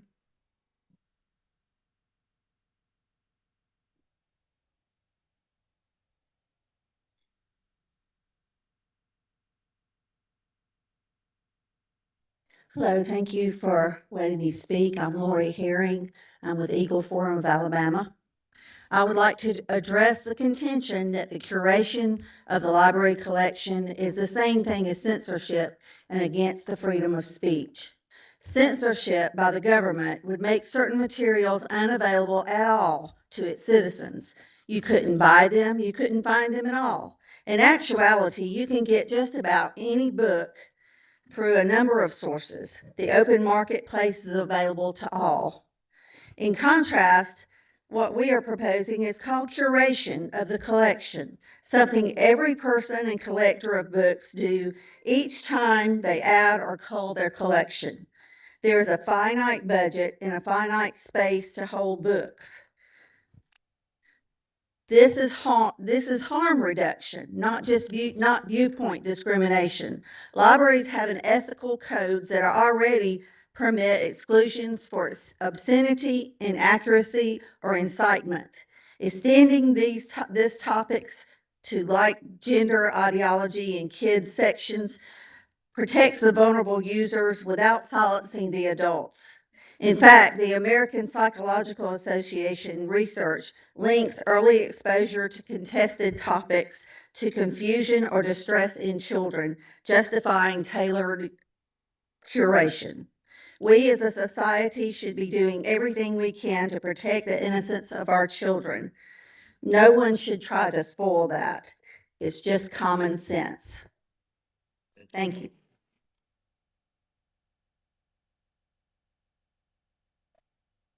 Next up, we have Terry Richmond.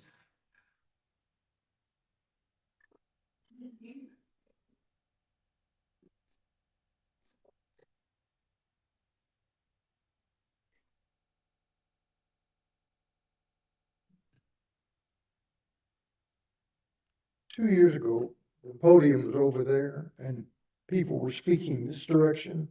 We didn't have the audio problems. Can we reset? Sorry about that. My name is Terry Richmond. I live in Trussville. I need to apologize to everyone under 50 for my conduct during the 60s. Me and my fellows accelerated the decline of traditional values that spawned the question that brought us here today. Identity politics, the idea that individuals can have their own truth. Over the last 75 years, the American Library Association's task force on gay liberation has continued to encourage alternate lifestyles. Today, this task force is called the Rainbow Roundtable and remains dedicated to challenging the fact that heterosexuality is the default and natural sexual orientations.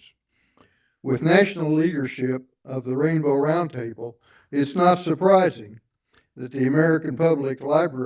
Alabama Public Library Service resents the idea there's only two genders. Our society has come a long way since Genesis 5:12. He created them, male and female, and blessed them and called them mankind in the day they were created. Our biblical illiteracy is causing us to lose a sense of who Americans are, where we came from, and how we came to be. Today, the question is whether young minds should be fed the idea that gender is a choice. Our answer must be no. More importantly, public libraries are not the correct forum for this discussion. Thank you.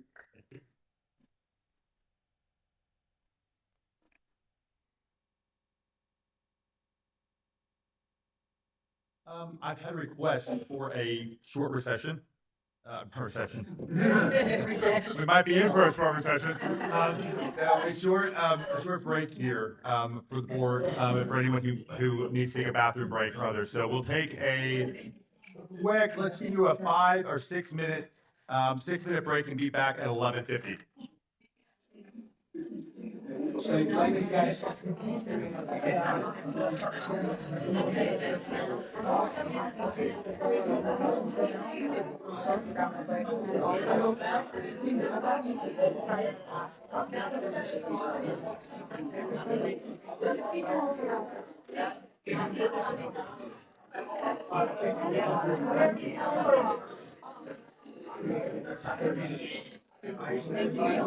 We're not talking to Dave. Dave. Dave. Yeah, good.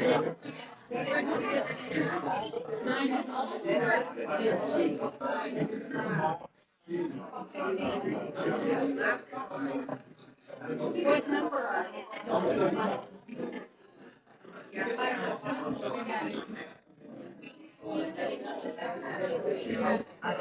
Good job.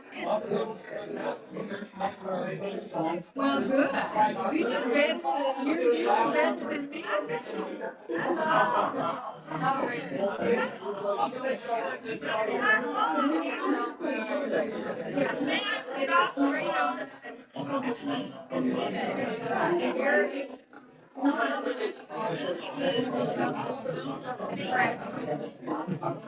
right on. If you're going to, it's right up there. We got chickens. Yeah. I know it is.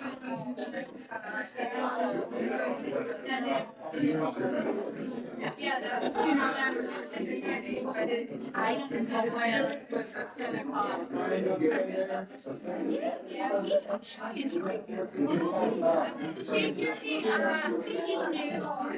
This was, knowing who I was, and I stuck it out.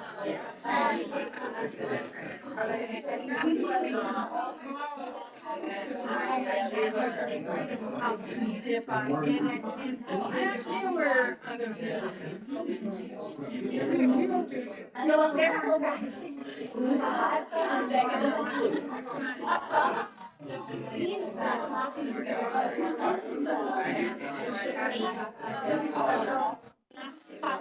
together because you know,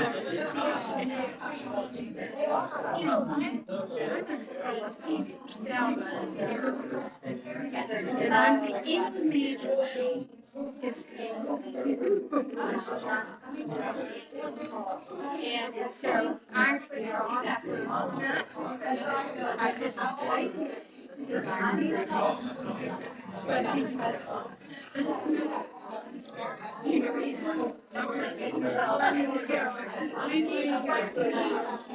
something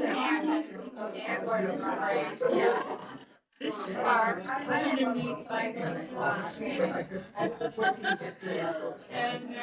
I got to move me along. I didn't say anything. I don't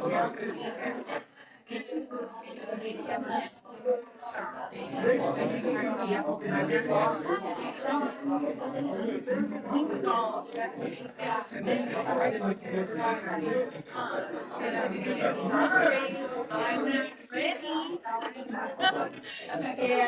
that was exactly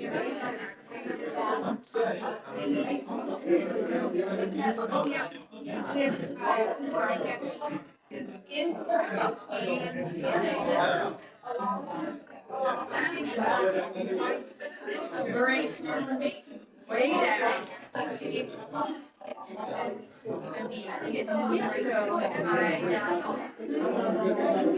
Very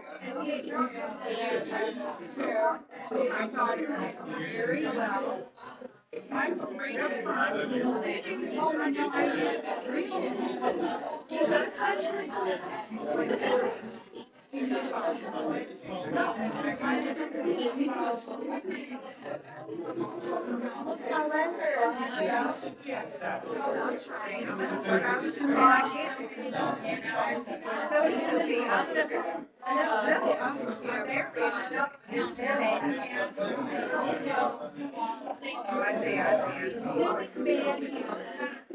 if the meeting's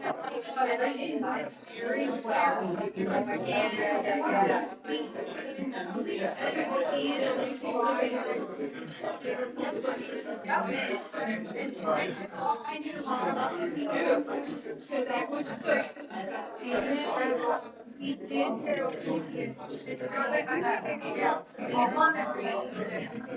and it's and then celebration. And then I come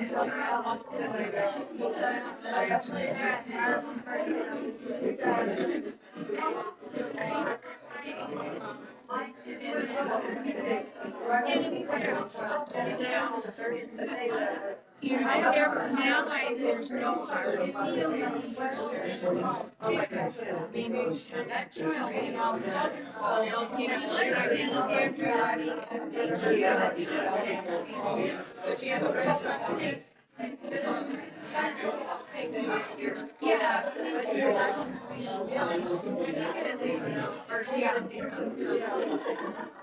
Good job.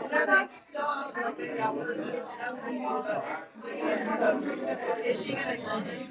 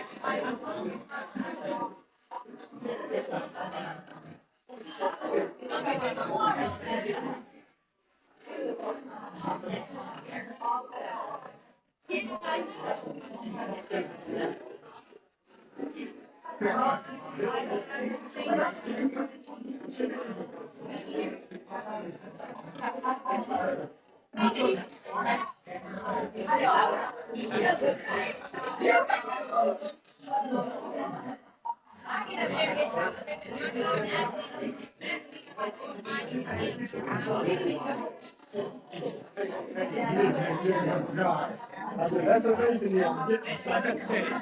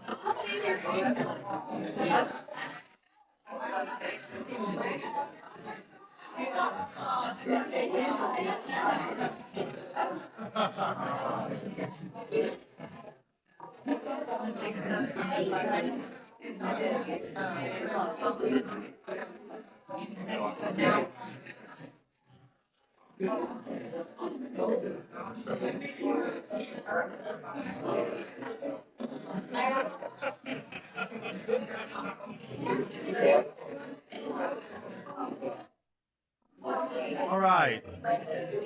Yes. All right, if I can, here we go. If I can, we're gonna get back in order. Please take your seat.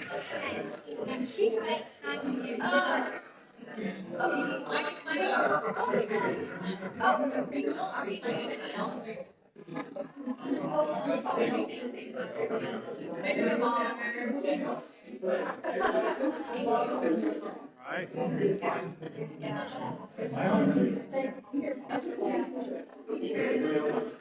Right, these are gonna get started.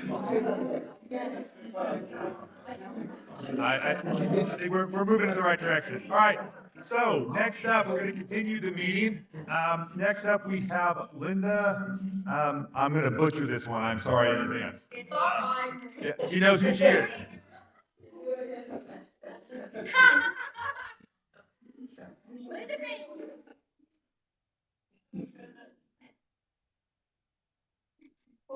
Peru, all right.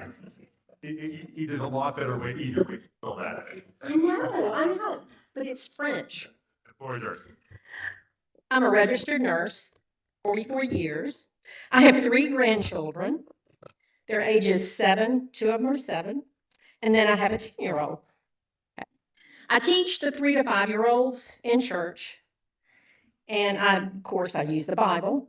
The Bible's a very diverse book, but there's a way to teach them and a way not to teach them. Like I wouldn't take the story of Sodom and Gomorrah and teach it to 3 to 5-year-olds. I'm going to teach them about feeding the 5,000 with the 5 loaves and 2 fishes, or Jesus healing the leper. But I'm not going to go into other parts of the Bible because it's not age appropriate. You know, we have to have guidelines for children. We have to protect their innocence. We have to guard them with our heart. So last month I brought a book. It's called, what was the name of it?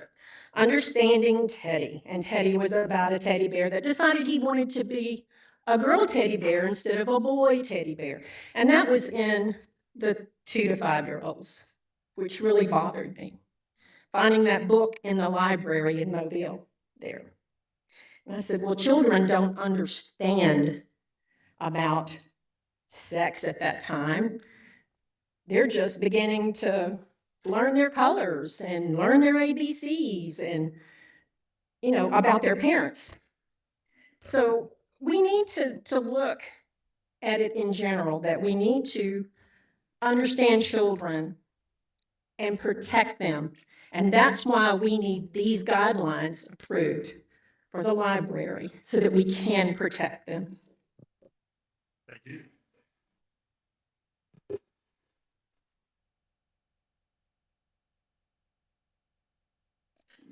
All right, up next, we have Elaine Wick.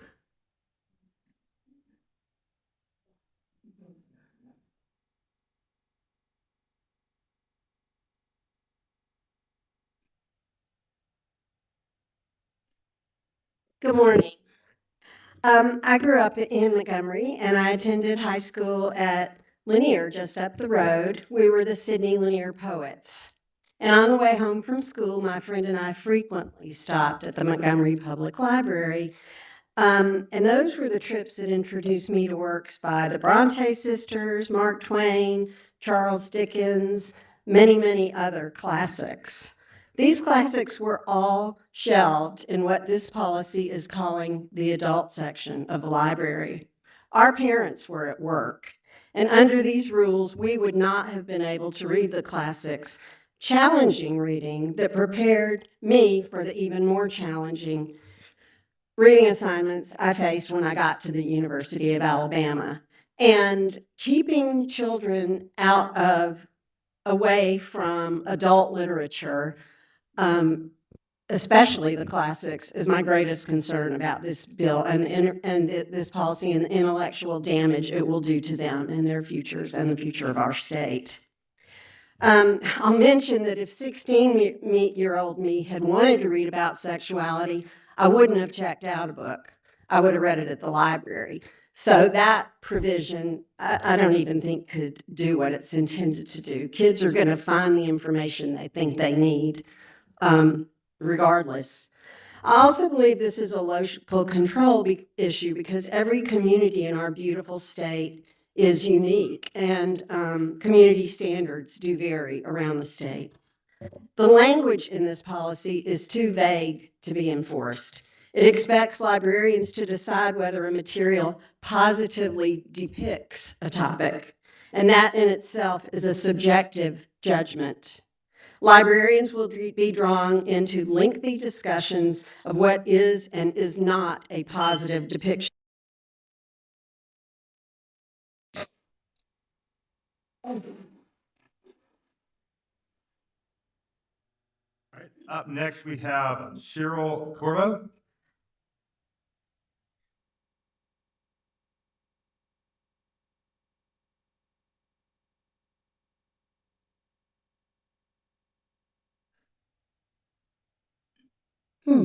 Good afternoon. My name is Cheryl Corbo, a Fairhope taxpayer, and I support our library and still am infuriated by this board and how you have failed to work with our library. I am also here to state that this proposed amendment is transphobic, pushed by harmful, negative, extreme religious narratives, and clearly not about protecting children. It's about controlling thought and pushing an agenda. It's censorship, whether you hear us or not, Nehemiah. It would force libraries to remove books with positive portrayals of transgender people or gender diversity. That's not parental choice, that's political interference. I and many other educated professionals in this room, those watching online, and countless Alabamians who have written letters reject this transphobic and government censorship amendment by Mr. Minton. Courts have affirmed that libraries are meant to be neutral spaces, places where every citizen can explore ideas freely without political or religious bias deciding what's unacceptable to read. Trans people are people of the United States. They live here in Alabama. They are part of our communities, and they are tax-paying citizens and deserve to find positive portrayals of themselves in the books on our shelves. And yes, so do detransitioners. Imagine if they too had been given the proper education, empathy, and affirming spaces, how different their stories might have been. My heart goes out to them. Sure, we can all go out and buy a book, but libraries are where access is free. They exist so that every person, no matter their income, background, or beliefs, have the right to learn, question, and grow their common sense. Mr. Wall, you earlier comment to the gentleman stated that you just need to adjust the wording. It sounds to me that you have already made up your mind about this amendment. Reminder, neutrality means inclusion, removing books because of who they represent is not neutrality, it's discrimination. Even if my words fall on deaf ears, many of us will keep standing up for free libraries, free thought, and freedom to read.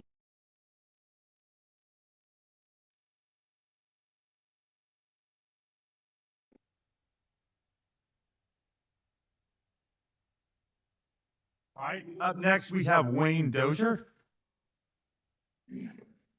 I'll take this for you, I'll hand it out. Yeah. Thank you very much. I'm in support of the APLS amendment, and here is why. Over the last 12 years, I have been privileged to serve as a volunteer chaplain for the Elmore County Jail. I've gotten many phone calls, text messages, private messages, emails, letters, and face-to-face conversations asking me to visit with their loved one or friend that is in jail. But these situations are not the same as the normal reasons for a person being incarcerated. Most of the time, they are so embarrassed and will not tell me up front that they don't really know what to say or even ask of me other than to visit with this precious loved one. They would say, just let them tell you what has happened or is happening. These are men from well-upstanding families, families that have been well thought of in their community, church, and in the business world. Most prisoners are in jail for drugs, alcohol, addiction, or theft. These are there for sexually exploited actions and have ended up getting sentenced 20, 30, 40 plus years.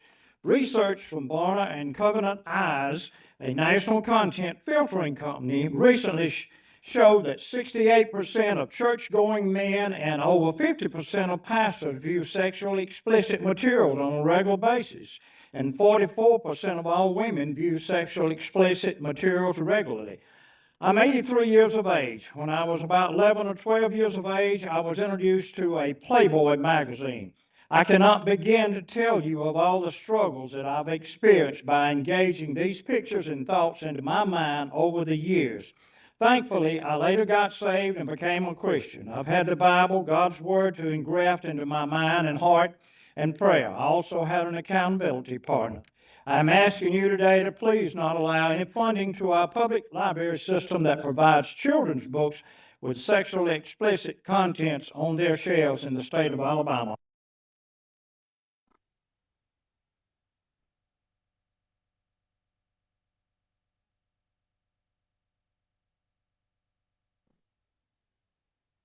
Up next, we have Corey Harvard.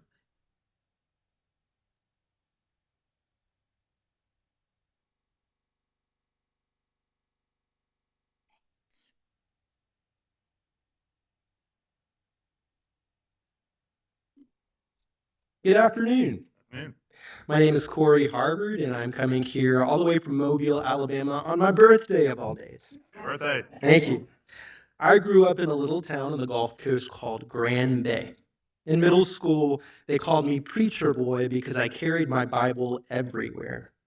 Around the same time, I realized that I was gay. I didn't know a single other gay person back then, but I sure heard about us from classmates, church, TV. What I heard was that we were perverts, inappropriate, evil. I believed those messages. I thought something was broken in me, and I carried that shame until college when I nearly ended my life. What saved me was coming out and finding stories of people like me, books and movies that said, "You're not alone." Those stories gave me something to hold on to. It's why I'm here, because there are people saying that LGBTQ representation is inappropriate for kids. But you know what's actually inappropriate? Telling a young person that their experience and existence is something to be hidden. In 2023, there was a survey where 40% of LGBTQ youth in Southwest Alabama said they'd seriously considered suicide in the previous year, and 1 in 4 had attempted. Representation saves lives. It gives kids a chance to see themselves as worthy of love and belonging. I love that the library is a place for everyone's story, even the ones I don't relate to or agree with. That's what libraries are for. So I'm asking you to stand for access and to stand up for the kids who are waiting to find evidence that their story and their lives matter. Thank you.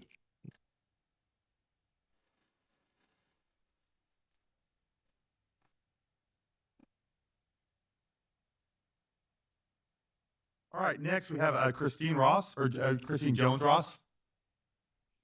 On the way.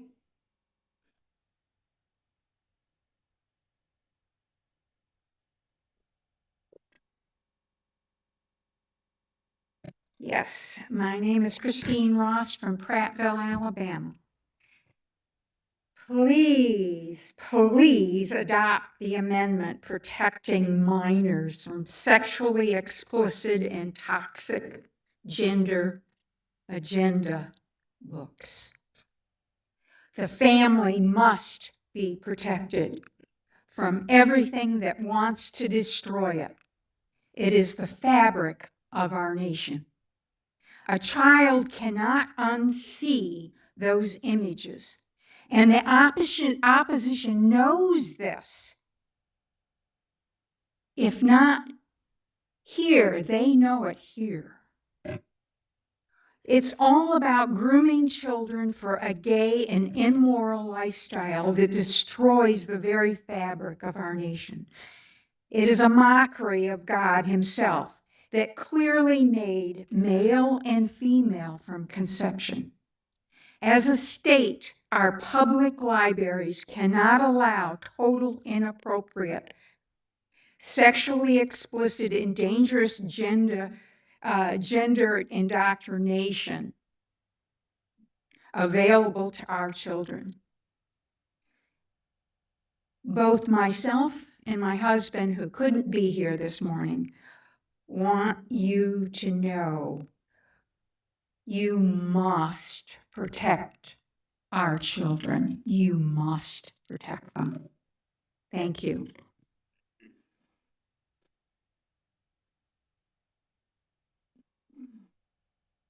Up next, we have Bonnie Nelsman. Nieceman. Nieceman, all right.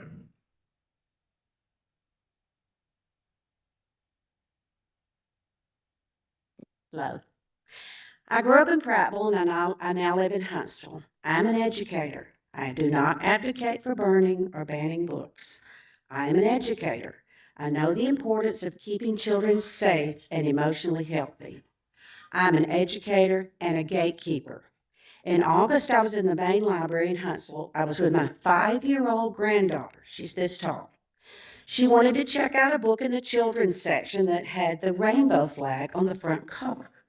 I told her that we could not check out that book because the man who wrote the book stole God's idea of the rainbow colors. I went on to say that we don't read books written by people who steal ideas. I was being her gatekeeper. According to the dictionary, a gatekeeper is one that tends or guards a gate, a person who controls access. I was being a gatekeeper for my granddaughter. She is not ready for ideas adults don't even understand. You are gatekeepers for the children of Alabama. Your librarians are gatekeepers for their communities. How did we get to the place where our gatekeepers cannot recognize was it appropriate or explicit? I'm an educator and I am a gatekeeper.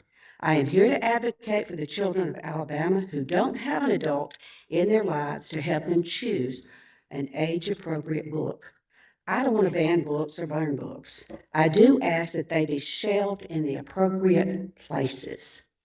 Don't subject children to issues that obviously we don't understand or agree upon.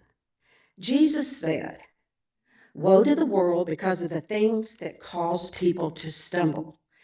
These things must come, and they will come. But woe to the person or gatekeepers through whom they come." Be a gatekeeper. Thank you.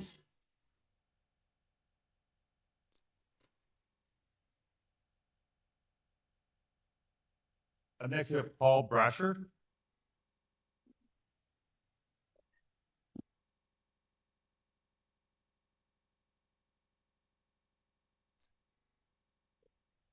It's good to see y'all. I want to urge you to vote for the amendment, I think, or rule change, I guess is what you call it. I appreciate that. The reason I feel that way is because words are important. God created the world with his words. He spoke and everything happened, and he created them a certain way. And yes, God loves the world, but he doesn't like us the way we are. That's why he sent Jesus to die on a cross for us. And because he died on that cross for us, we can be forgiven of our sin. We can receive him as our Lord and find out who we really are. These kind of books, if they're not taken out, are going to lead other folks to be confused, hurt themselves, take care, and literally take their lives at times. And the reason I know that is because I see that as a pastor. We've counseled with at least 3 or 4 in the last few years that were cutting themselves, and praise God because people cared for them, listened to them, spoke to them. They saw what was going on. They saw the difference, and they weren't confused. It breaks my heart to see people confused by the world. It really does. And I love everybody, I really do. But people need to know the truth. And Jesus says, "I'm the way, the truth, and the life. I'm the way to live. I'm the truth to live. And I will give you life if you follow me."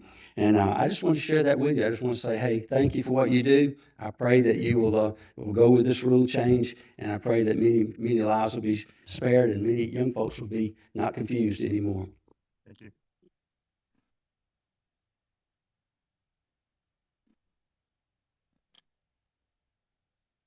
Up next, we have Matt Lane. Matt Lane. Oh. You were hiding behind the post. Right.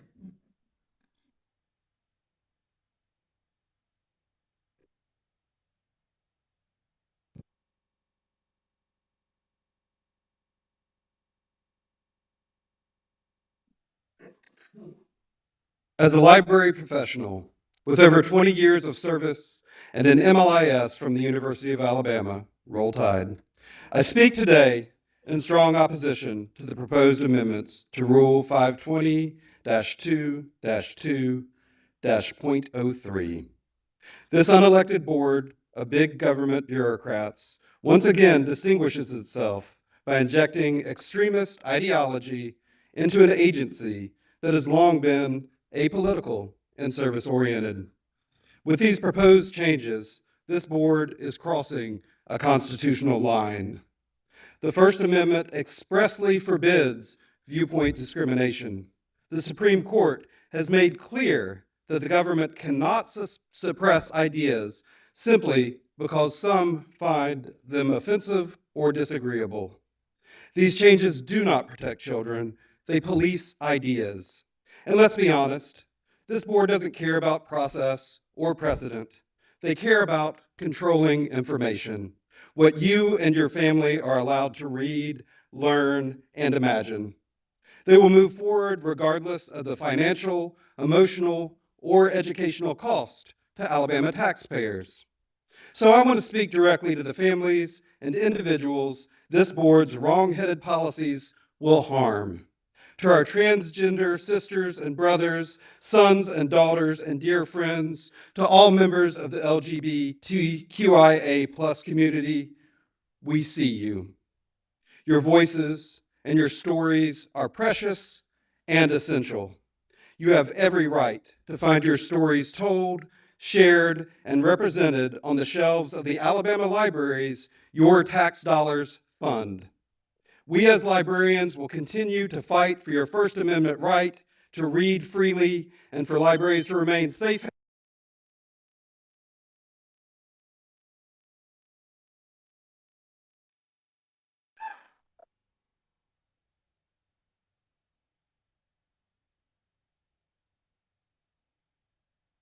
All right, up next, we have Gary Smith. Gary Smith. All right. Marilyn Eubank.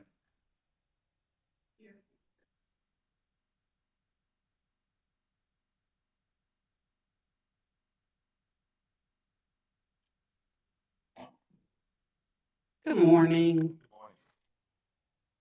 I'm Mary Lynn Eubank. I'm a retired librarian, and I'm here today because I just have a couple of things to say. I am opposed to the amendment or to the changed language, and I think it's pretty telling that you've been fighting this battle for over 2 years, and we're just now at a point where you're actually going to be able to try and remove some books.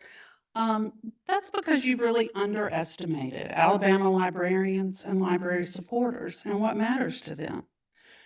They know these code changes will hurt the poorer communities among us the hardest because they're the people who rely on their state aid the most. They know it's absolutely un-American for the state to decide which books are allowed in public libraries. We know restricting access to books that show LGBTQIA life in positive ways is just the beginning of a deeper slide into banning more and more perspectives. Public librarians know better than to let politically appointed zealots grind them down.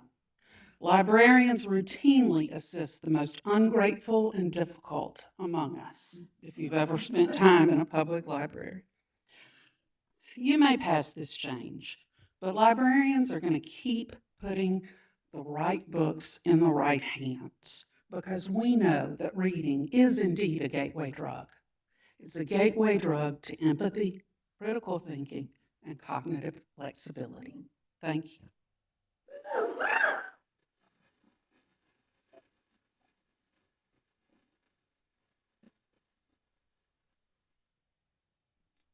All right, up next, Marion Broylett. Marianne. All right. Alex Belloc.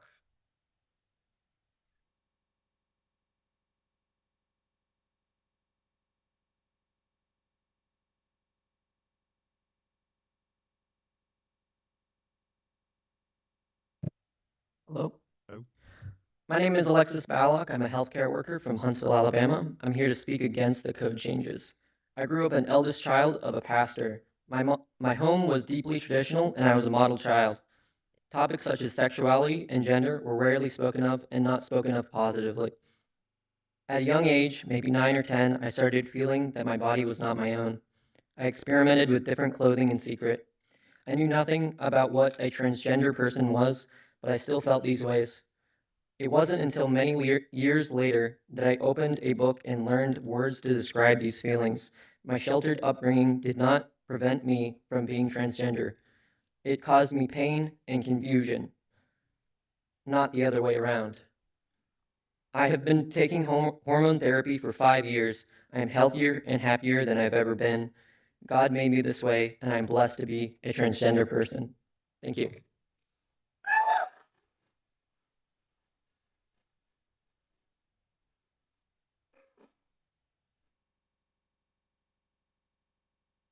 All right, up next we have Rex Bain.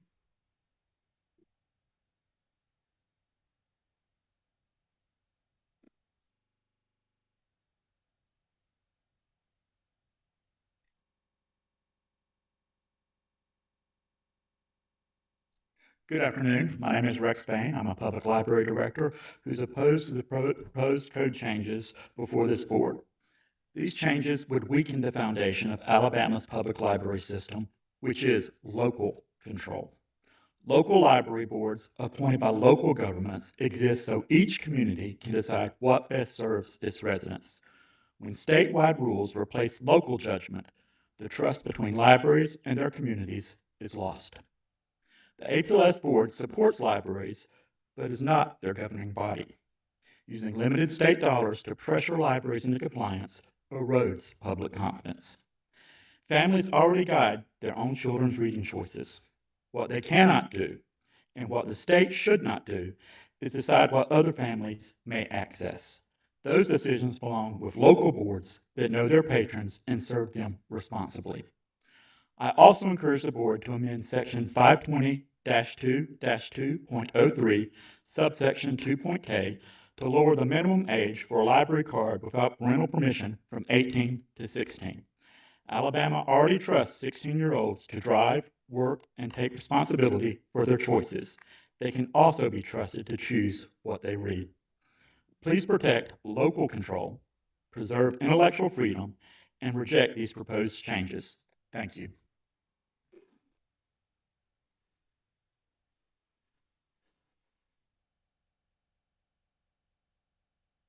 Up next, we have Madeline Register.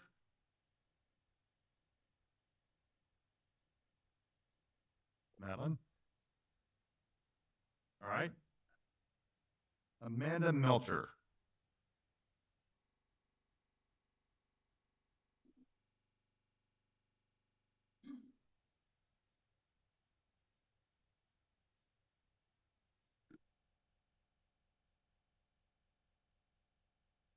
Hi, good afternoon. My name's Amanda Melcher. Thank you for giving me a few moments to speak. I'm a librarian and also past president of the Alabama Library Association. As I mentioned when I spoke to you last month, the code changes you've already passed have been very expensive for libraries and Alabama taxpayers. We're talking hundreds of thousands of dollars. They have required an exorbitant number of staff hours to comply, and the majority of parents don't even want them.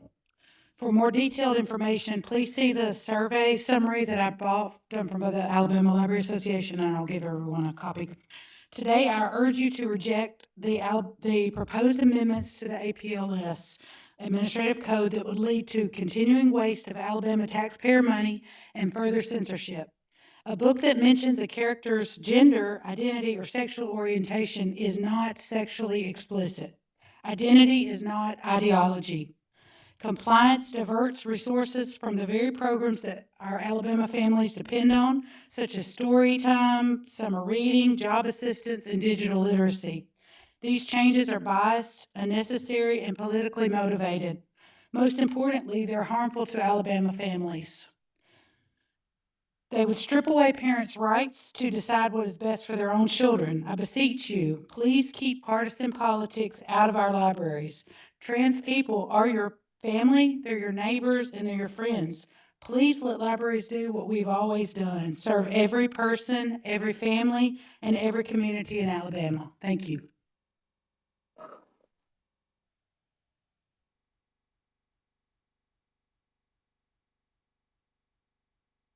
All right, up next we have Christopher Warren.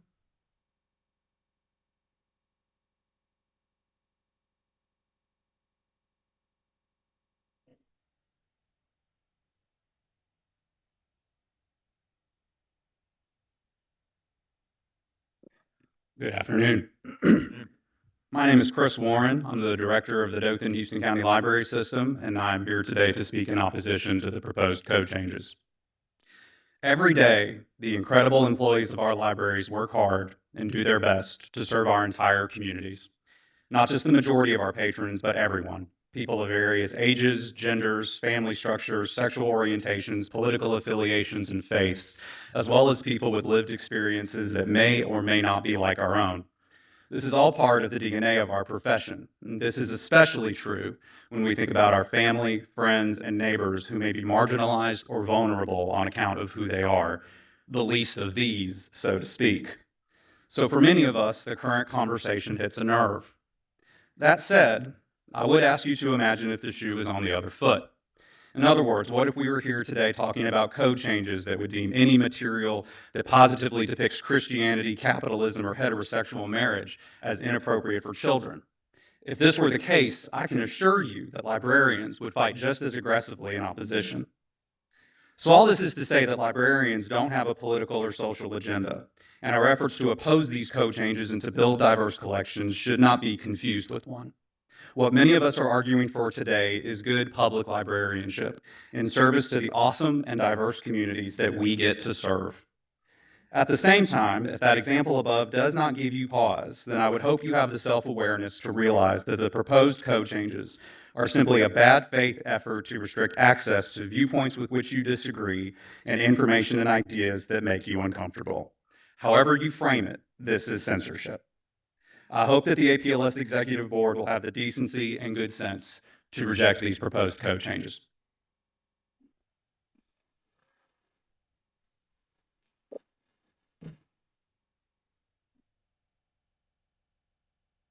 All right, up next we have Jake Bates.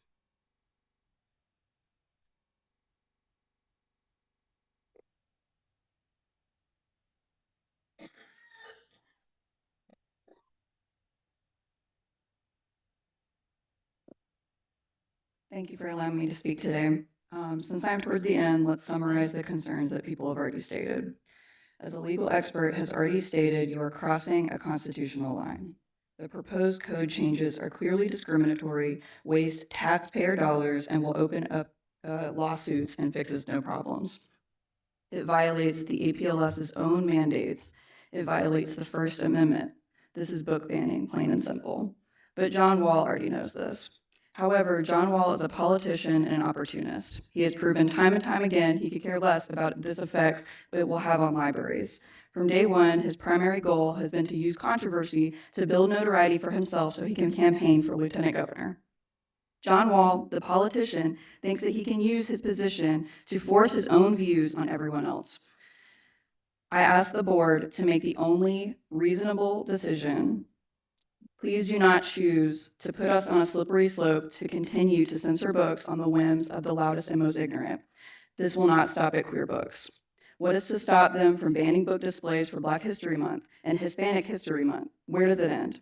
So we ask, stop wasting everyone's time on John Wall's attempts at building a name for himself and make the only reasonable decision and oppose these changes.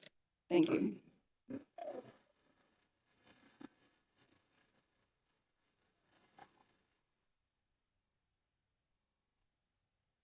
All right, up next is Wanda Purvis.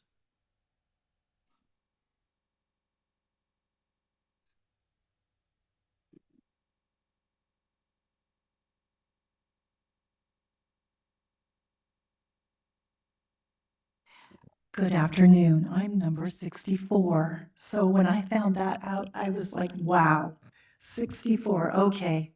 Well, I'm a grandma here. And the reason why I'm here is because I'm standing for my grandson. He doesn't know what this is all about. And I would say, as I'm sitting here in this room is very deeply divided, just like our country is very deeply divided. But as a grandmother, it's my responsibility to be a watchman. I appreciate the gatekeeper, but as a watchman, we need to be those that are on the front lines to stand up against the evil that is coming in our day. So as a watchman, I lived through from the 1950s, the Keynesian Institute that brought a lot of perversion into the normal, everyday lives of Americans. And I suffered through those years. And I would say that this kind of perversion is made pedophilia normalized, and the growing child abuse that's all around us. And this device, you can get any kind of perversion you want, but for our children, we're supposed to be watchmen. So I appreciate the fact that I have a chance to stand in front of you and make the appeal to do the righteous thing, to do the right thing for our children, because as someone else brought up the scripture, what Jesus said, there will be millstones. It would be better for a millstone. So that's what I have to say today. Thank you.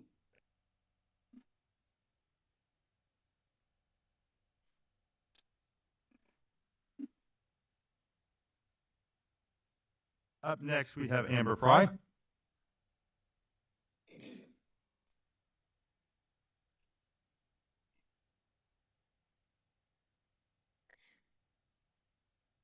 Curate, to select, organize, and look after the items in a collection or exhibit. Public libraries decide which books to add to their collections based on a collection development policy that balances patron demand, professional review, and community needs.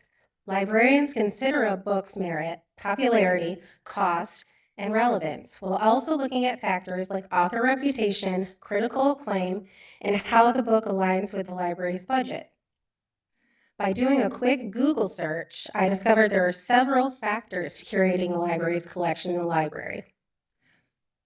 I would like to focus on two that are the most relevant to this argument.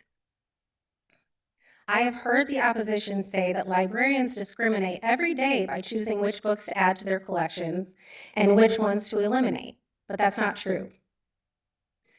Patron demand and community relevance are two of the main factors in curating a collection. Libraries track patron requests, circulation numbers to gauge interest in specific titles and authors.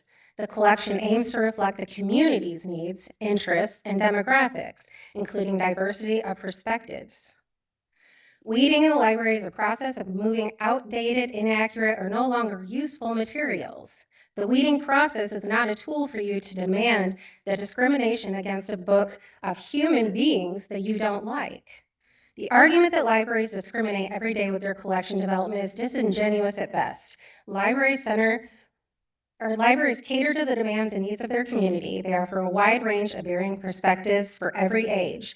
The idea that people who just buy books is insulting and insinuates that only people with wealth should be afforded the constitutional right to receive information.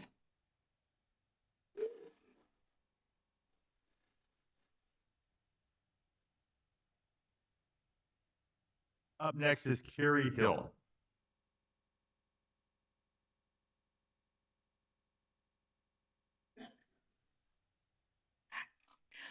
I'm here joining my fellow Alabamians who oppose this change to the admin code that openly discriminates against people who just want to live their lives like anyone else in the state.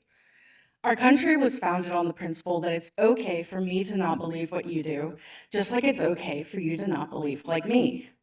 For you to not believe, like I do, that it's prideful and even sinful to put the creativity of an all-knowing, all-powerful God in a box of strict binaries when nothing in creation gives me evidence for that.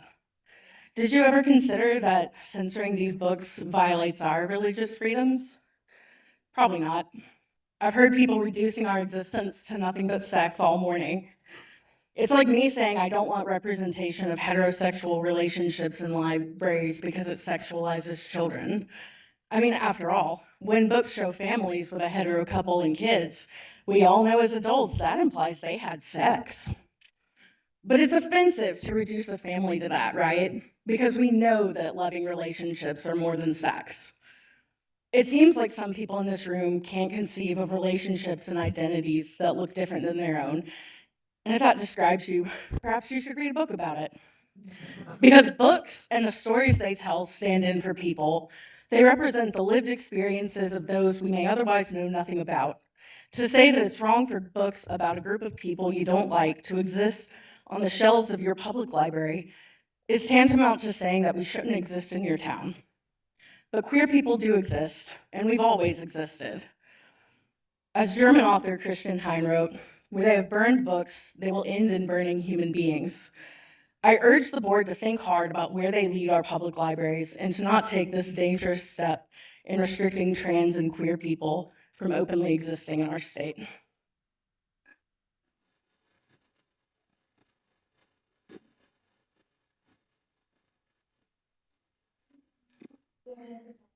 All right, up next is Terry Lapointe.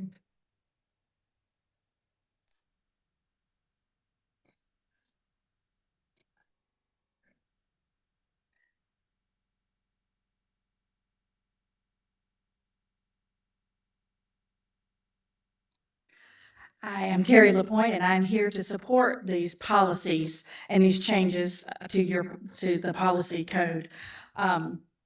It is disingenuous and simply not true to say that libraries are apolitical or neutral. There is a clear agenda, a political agenda at play, and families are fighting back. I've worked as a labor doula and a childbirth educator for many years, and as that, I am a fan of informed consent. However, these books paint a fairy tale fantasy without telling any of the real risks of harm. For these procedures for the transgenders, there's higher rates, much higher rates of meningioma tumors and cardiovascular problems. According to Psychiatric News, there was a meta-analysis analyzing 754 primary studies from 1983 to 2022. And among transgender and non-binary people, there's a lifetime suicidal ideation of 50%, lifetime suicide attempts 29%, lifetime prevalence of non-suicidal self-injury at 47%, 3.5 times higher than those who know that they're male or female. Not one of these books informs children of the real risks that they could be removed by DHR for not agreeing with their parents on this. We talk a lot, and we've heard a lot about love and compassion here, but is it truly loving to use taxpayer dollars to mislead and confuse children about things that can cause irreparable lifelong harm? We need to tell the truth. We should not be allowing our tax dollars to continue to fund books that cause harm and confusion to our precious children. I've been fighting for families for a long time. I'm actually running for U.S. Congress on a platform of fighting for families, and I urge you to help families to fight back and protect our children.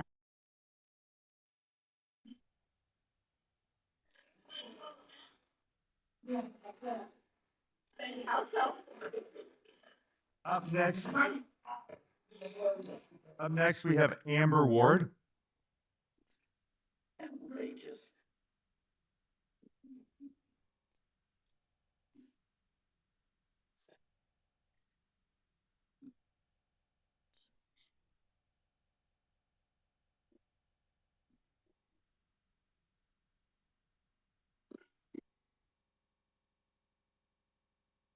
Hey, my name's Amber Ward. I came and spoke about a month ago, and I brought up about Title 18 of the U.S. Code that talking about obscenity not being covered by the First Amendment. Further on in Title 18, Sections 2252 and 2252A talk about knowingly distributing materials containing sexual depictions or exploitations of minors. That can get you 5 to 20 years in prison. Studies show that early exposure of young children and youth to pornographic material increases depression, anxiety, and shame, just like what she was just bringing up. Exposure to violent and nonviolent sexual material increases sexual aggression later on in life. UNICEF warns that early exposure can, quote, lead to poor mental health, sexism and objectification, sexual violence, and other negative outcomes. These books are just the start. They're the open door for children to investigate these things before they are ready to comprehend what any of it means. It's clear that the Mobile Public Library System does not comply to the code that's already in place, nor will they continue to comply should you vote for this amendment. All of these books, there are over 150 books that are on this list. that we have found that have sexually explicit material or gender ideology, trans content. And about 2/3 of those books are on the school library AR list. The kids can get AR points for reading these books and looking at these things. That's not right, and it should be, the funding should be removed from the Mobile Public Library system. Thank you. Thank you.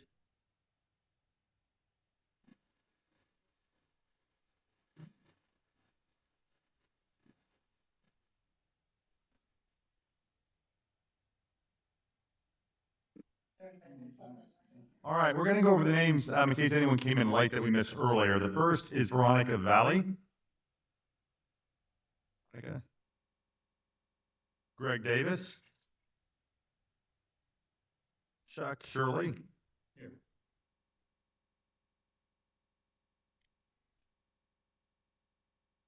Chuck Shirley was number 38. The floor, sir. All right, thank you. Yeah, my name is Chuck Shirley. I'm from Prattville. I want to speak in support of the proposed changes.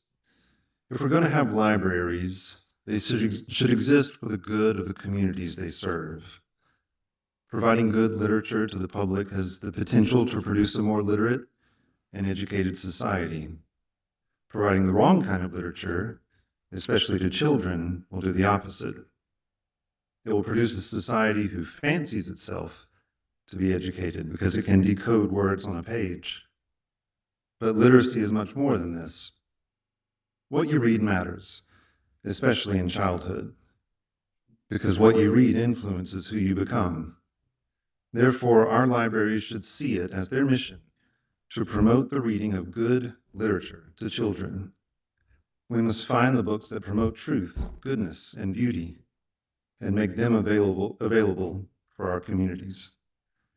Therefore, we have to take a position on what makes a book good. Is it good to teach children that boys can be girls and girls can be boys, and thus being a boy means nothing and being a girl means nothing? Is it good to teach them that it's impossible for you to be wrong about your gender expression? Is it good to teach them that if they sense incongruity between their perceived gender and their actual gender, they can mutilate their bodies to resolve it?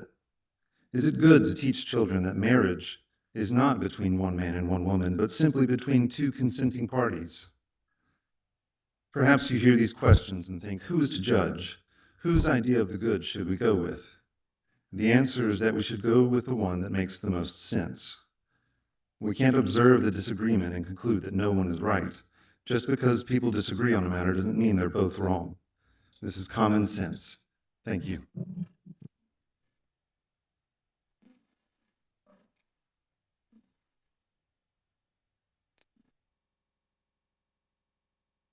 All right. Moving on with that list, we have Gary Smith. Gary Smith in the room. Then Madeline Register. And that concludes our list. Melissa Herron.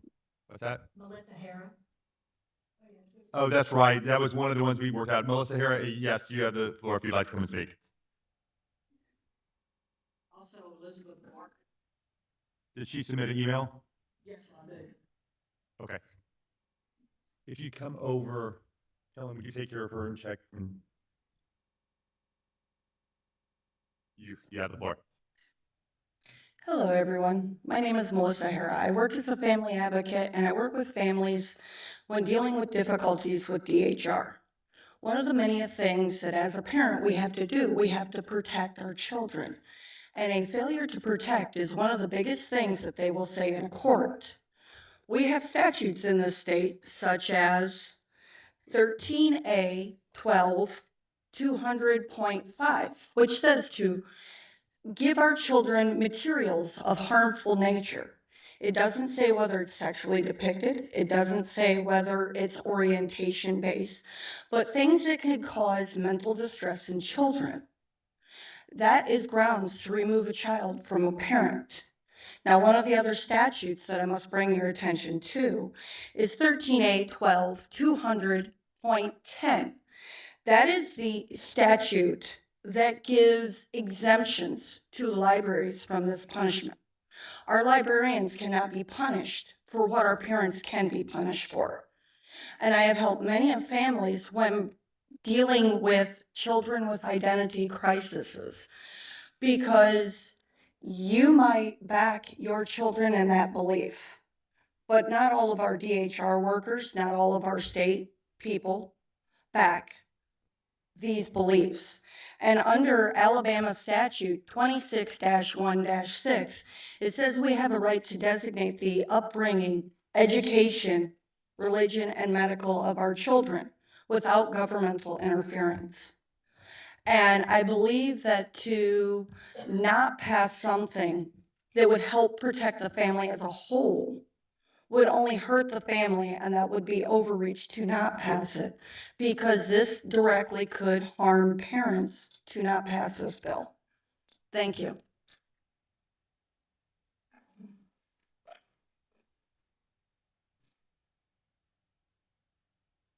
Yeah, no, tell you check it. She submitted an email, a timely email. Oh.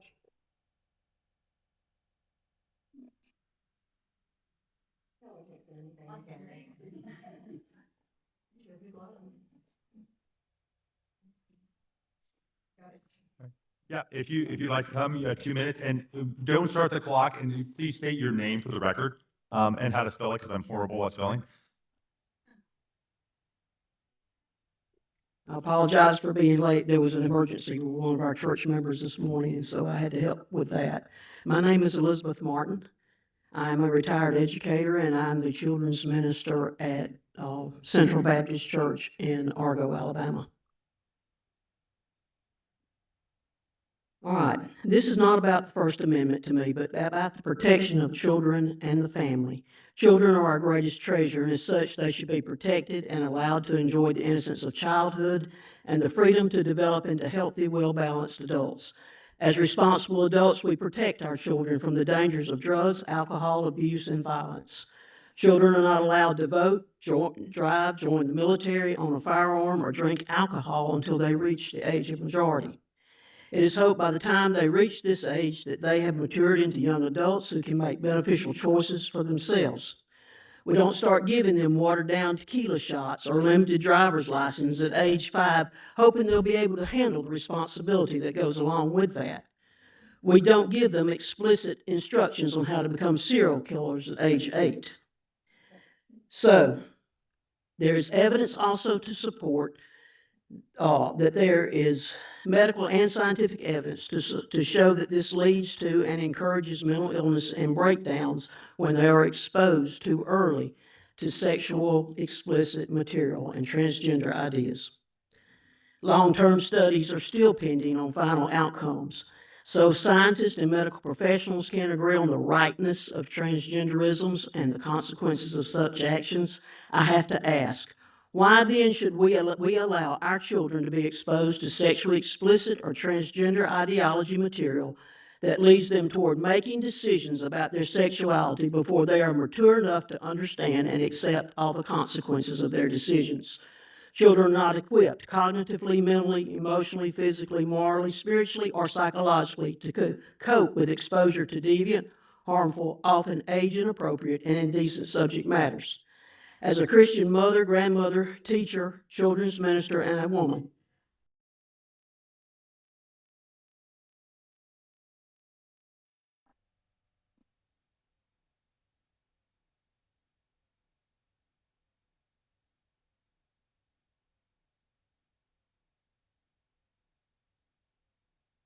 So that will conclude our public comment period. I did want to leave you all, I promised the gentleman from Mobile that I would address some things, and I want to. I feel like it is incredibly important that when a government body is making a decision, that you do hear from people of all perspectives. It's what makes the governmental process work, and I think it is important. And I want you to know that I came into this room with that heart. We may have different opinions of how to get there, but I hope the vast majority of our goals are the same. And I say that to say that from what I heard from both sides, there are several things that I think we can agree on. And the most important one of those being that we want Alabama libraries to be welcoming places for people on both sides of this issue and of all backgrounds and all opinions. That's my heart. It genuinely is. I joined this board, was appointed to this board long before any of this controversy came up.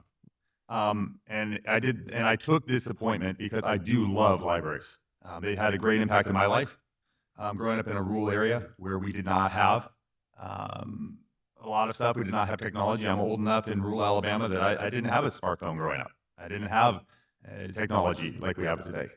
And so I value our libraries, and I want anyone who doubts my love for our libraries to know that.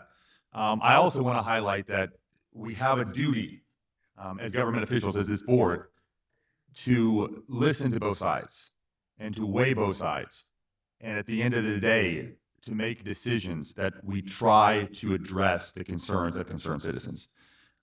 This issue was not manufactured, it was not fabricated. This issue came up because concerned parents found material in libraries that concern them. And that is their right and that is their privilege. These are their children, and they have the right to be concerned over what they're exposed to. And not every parent can be with every child in every library.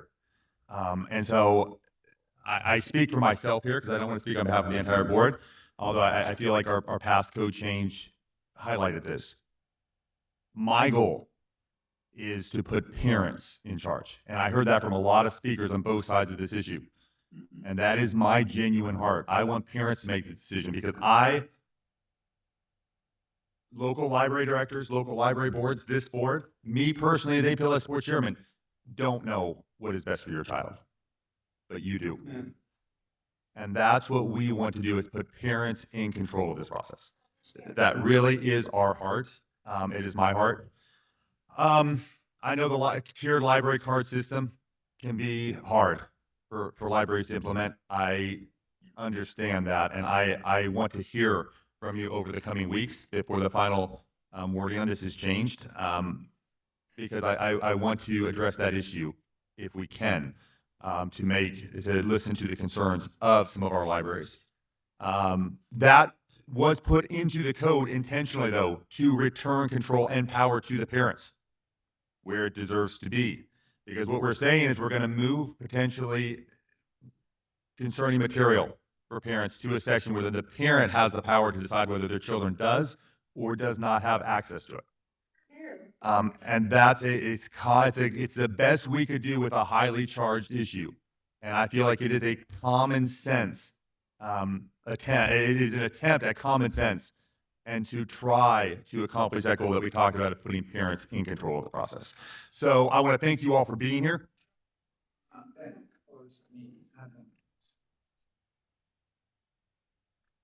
Can you speak up, sir? Did you get in the microphone? Yeah. Let us no longer pretend that this board's action previously and under this proposal is not imposing censorship on libraries. That's what it's doing.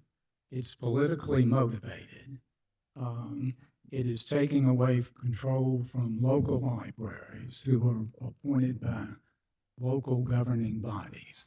And we're going down a path that is very unfortunate.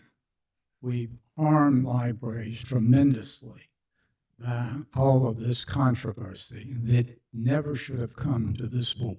It should stay at the local level. And you know, today it showed how we were split, at least the way I added it up. There were 30 supporting the proposal and 25 opposed to it. So anyway, I didn't, without saying, at least I think we've gone down a terrible path. Thank you.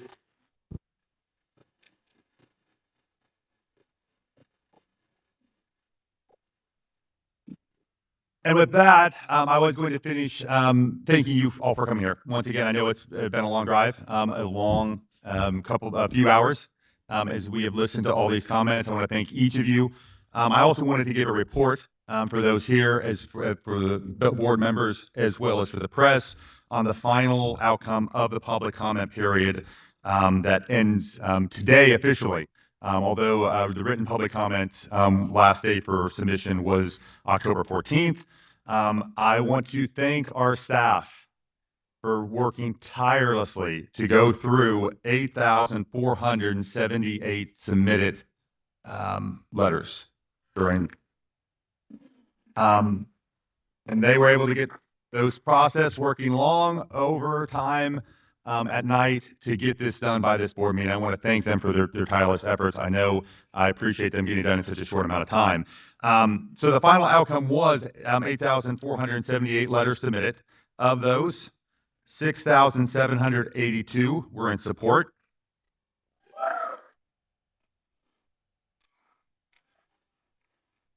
1,697 were in opposition, with a percentage almost exactly at 80 to 20% in favor. I think it needs to be pointed out that under the tally that we provided, that up until October 13th, Can you speak into the microphone? I think it's important to point out that up until October 13th, there had been almost no comments made with respect to these proposals. It was on October 13th, John, that you had the Republican Party that you chair send out emails soliciting support. And that's when we received almost over 6,000 responses. We received 6,000 responses in 2 days that were primarily form letters. So that's what. I don't know exactly what the reference is there. I will tell you that I did not send out an email. If there are groups that did, and look, let's be honest, there were groups on both sides of this issue who were. So let's go to the numbers, because numbers don't lie. Anybody else on the Before the public comment, before that final day, when groups, and I kept track of this, I had staff keep track of this, there were multiple groups on both sides of this issue who brought in large quantities on the final day. So before October 14th, there were 873 submissions. The percentage before any mass boxes were brought in was 69.7 or 69.6 in favor of the code change, 30.4 opposed before any mass groups were brought in. Both groups from both sides brought in large amounts of, mass amounts of letters. Before that point, it was a 70-30 split. After the point when both sides brought in large boxes on the final day, which is completely allowed, it was 80-20. So there's not a significant difference between the natural. There's no morality when you do shit like this. That's just fact. So I don't. So, but thank you. Well, John, I do think this to be. All right. Shannon quit. Thank you. I'm going to thank all of you again for coming. That is our final report. We appreciate you taking the time to be here. I am available afterwards to take any questions, any comments, any remarks. I value your input and would like to hear from you, even if it's criticism. With this, we are adjourned.